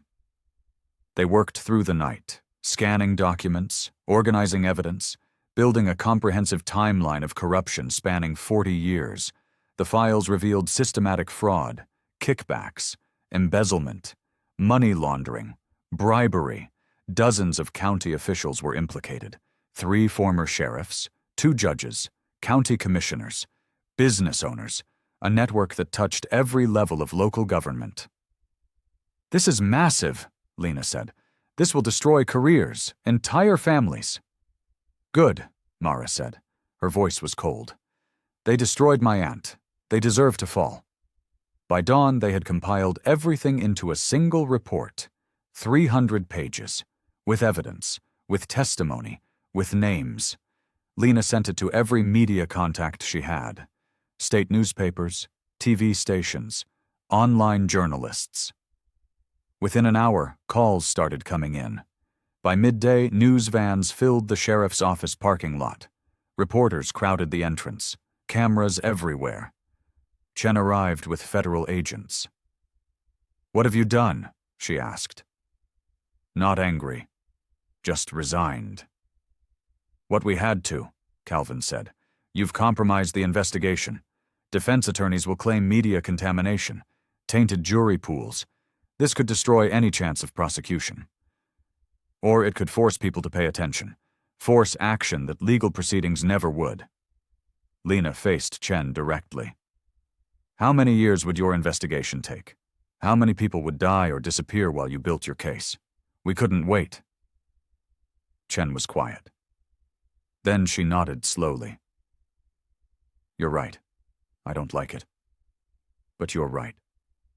She gestured to the agents. Federal investigation is now open. We'll take over from here. But I need all of you available for questioning, formal depositions, testimony. We'll cooperate fully, Calvin said. The press conference happened at 2 p.m. Radley spoke first, laying out the basics of what was found. Then Chen, explaining the scope of the federal investigation. Then Calvin, Mara, and Lena took the podium together. Calvin told Evelyn's story, the storage unit, the letters, the investigation, finding her remains, Pike's confession. Mara spoke about her aunt, the woman who tried to do the right thing, the woman who died for it, the family that suffered decades of not knowing. Lena detailed the systematic corruption, the evidence, the cover-ups, the people responsible. Cameras flashed, questions shouted. The story exploded across every platform. By evening it was national news, headlines everywhere. Decades of county corruption exposed. Missing woman found after 26 years. Federal investigation launched into rural Nebraska scandal. Vance issued a statement, denying everything, calling it a witch hunt, claiming political motivation. But other people started talking, former employees, whistleblowers, people who'd been scared into silence for years. The dam broke. Truth flooded out.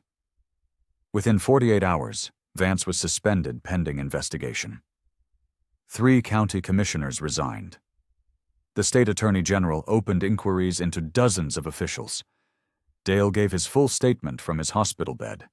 He named names, described payoffs, explained how the system worked. His testimony was devastating. 2 more bodies were found, both in the same county lot, both from the 1980s, both linked to corruption investigations that died suspiciously. The scandal grew exponentially. Calvin watched it unfold from the motel, exhausted, overwhelmed. They'd done what they set out to do. exposed the truth, found Evelyn, brought justice. But it felt hollow. People were dead, lives were ruined, justice was slow and incomplete. His phone rang. Mara. "Turn on the news," she said. Calvin did. A reporter stood outside Vance's house. Breaking news. County Attorney Harold Vance has been arrested on charges of obstruction of justice, conspiracy to commit fraud, and accessory after the fact to manslaughter. Federal agents took him into custody 1 hour ago. Calvin felt something release in his chest. Not quite relief, but close. "They got him," Mara said. "It's really happening." "Yeah, it is. My grandmother would be glad to know Evelyn didn't die for nothing." "She didn't. She exposed corruption that hurt a lot of people. She was brave." "So were you. Thank you, Calvin, for not giving up, for seeing it through." The call ended. Calvin stared at the TV. More arrests were announced, more officials suspended. The corruption network was collapsing. He thought about Sarah, his late wife. She would have been proud. She always said doing the right thing mattered more than doing the easy thing. Maybe she was right. The town split into factions. Some praised the investigation, called Calvin, Mara, and Lena heroes, said they'd saved the county from corruption. Others blamed them, said they'd destroyed the community, ruined innocent families, made the county a laughingstock. Calvin faced both reactions. At the grocery store, the gas station, everywhere he went. One man shook his hand. "Thank you for what you did. My brother filed a complaint against Mac 20 years ago. It was buried. Now I know why." Another woman spit at his feet. "You destroyed my father's reputation. He worked for the county for 30 years. Now everyone thinks he's a criminal." "Was he?" Calvin asked. The woman walked away without answering. Calvin returned Evelyn's belongings to Mara. The trunk, the letters, the photos, everything except what was needed for evidence. "Thank you for keeping them safe," Mara said. "I'm going to donate them to the County Historical Society, so people remember her, remember what she tried to do." "That's good. She deserves to be remembered." They were in a coffee shop, quiet corner, few people around.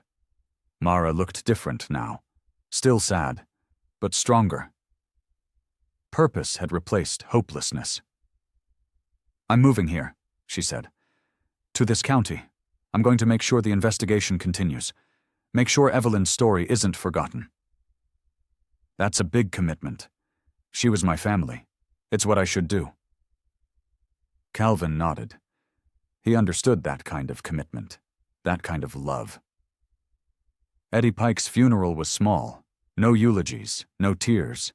His relatives buried him quietly and left immediately. His business was shuttered, his properties seized as evidence.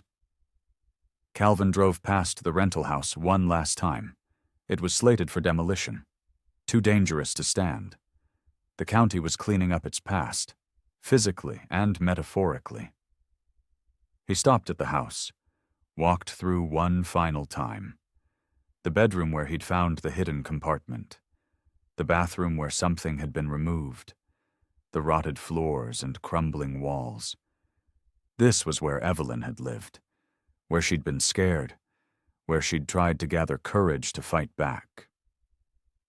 "I'm sorry we took so long," Calvin said to the empty house, "but we found you, and we told your story."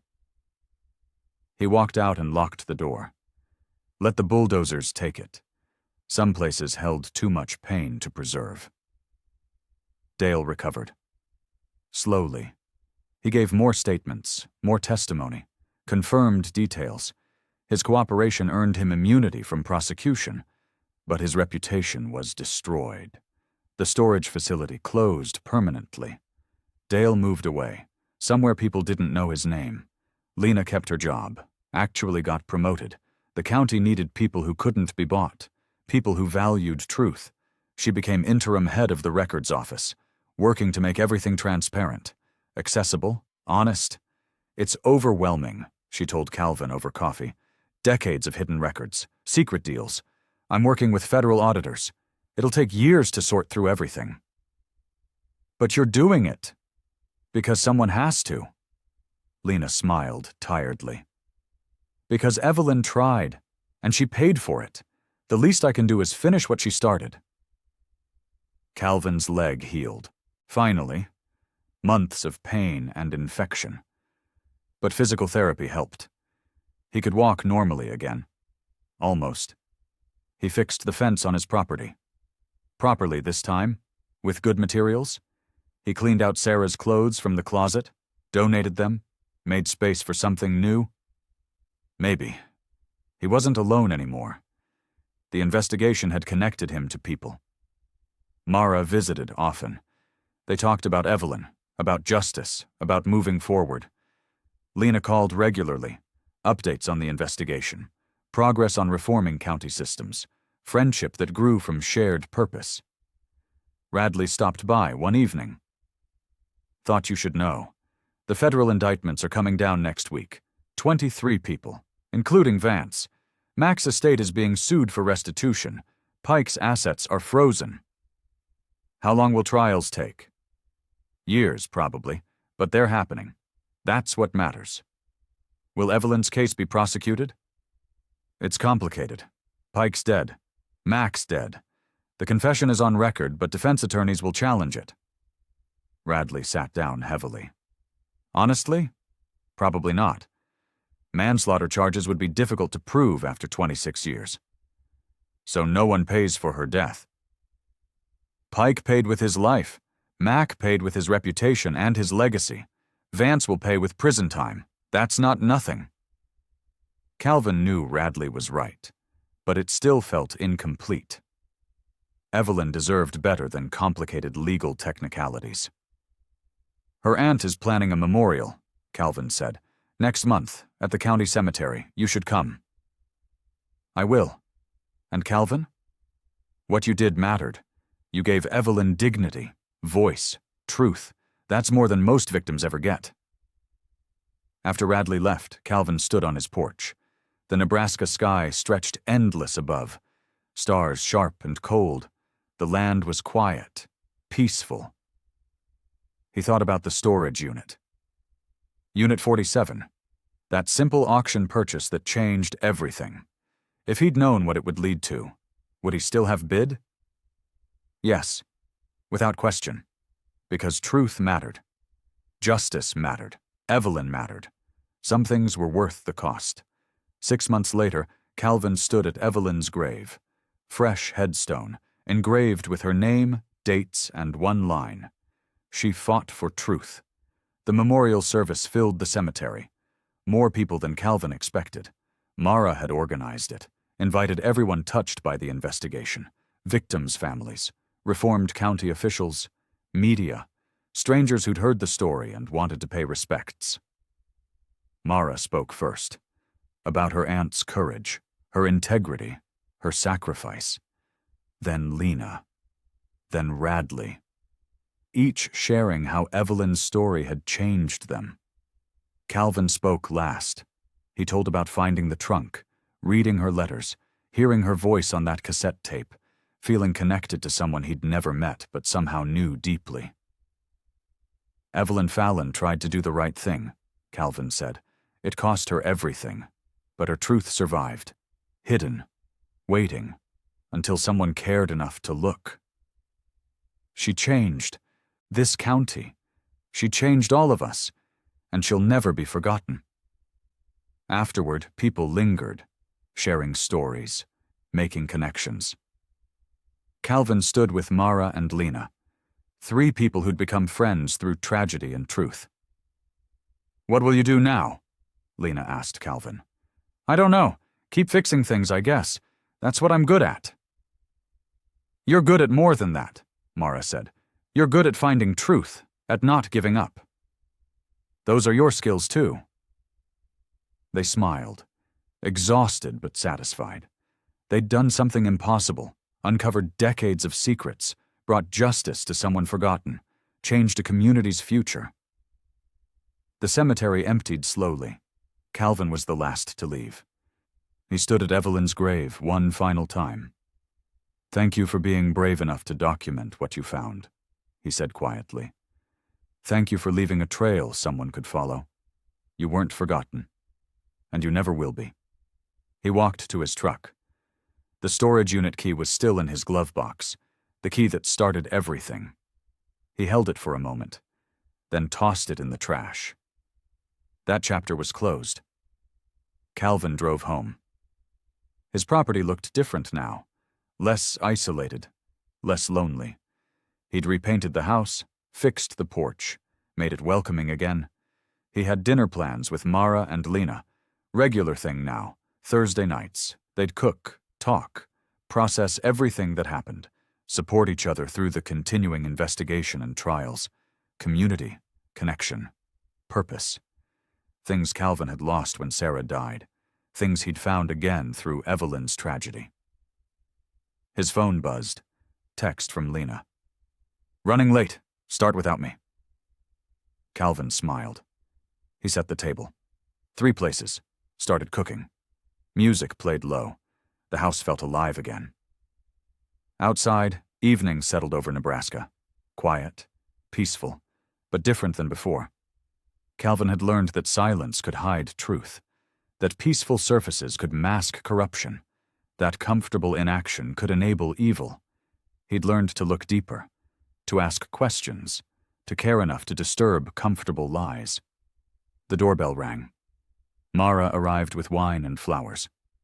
"For the table," she said, "and for you. Thanks for hosting." They set up dinner. Casual, comfortable. Friends who'd become family through shared mission. Lena arrived 20 minutes later. Apologizing. Bringing dessert, they ate, talked, laughed, remembered Evelyn, discussed the ongoing trials, made plans for the future. Later, after they left, Calvin cleaned up. He stood at the sink, washing dishes, looking out the window at his property, at the land he'd isolated himself on for 3 years. He wasn't isolated anymore. Grief hadn't disappeared. He still missed Sarah. But purpose had filled some of that emptiness. Connection had healed some of that pain. Calvin dried the last dish, turned off the lights, walked to the bedroom. Tomorrow he'd work on the fence again. Then maybe help Mara with the Historical Society project. Then dinner with Lena, too. Review new evidence. Life continued, changed but purposeful, painful but meaningful. He picked up the photo of Evelyn he kept on his nightstand, the one from the trunk, her smiling at the camera, unaware of what was coming, but hopeful, determined. "Rest now," Calvin said softly. "Your fight is over." He set down the photo, turned off the light. Truth survived. Justice worked slowly, but courage mattered. Calvin had learned that. Evelyn had taught him, and he wouldn't forget.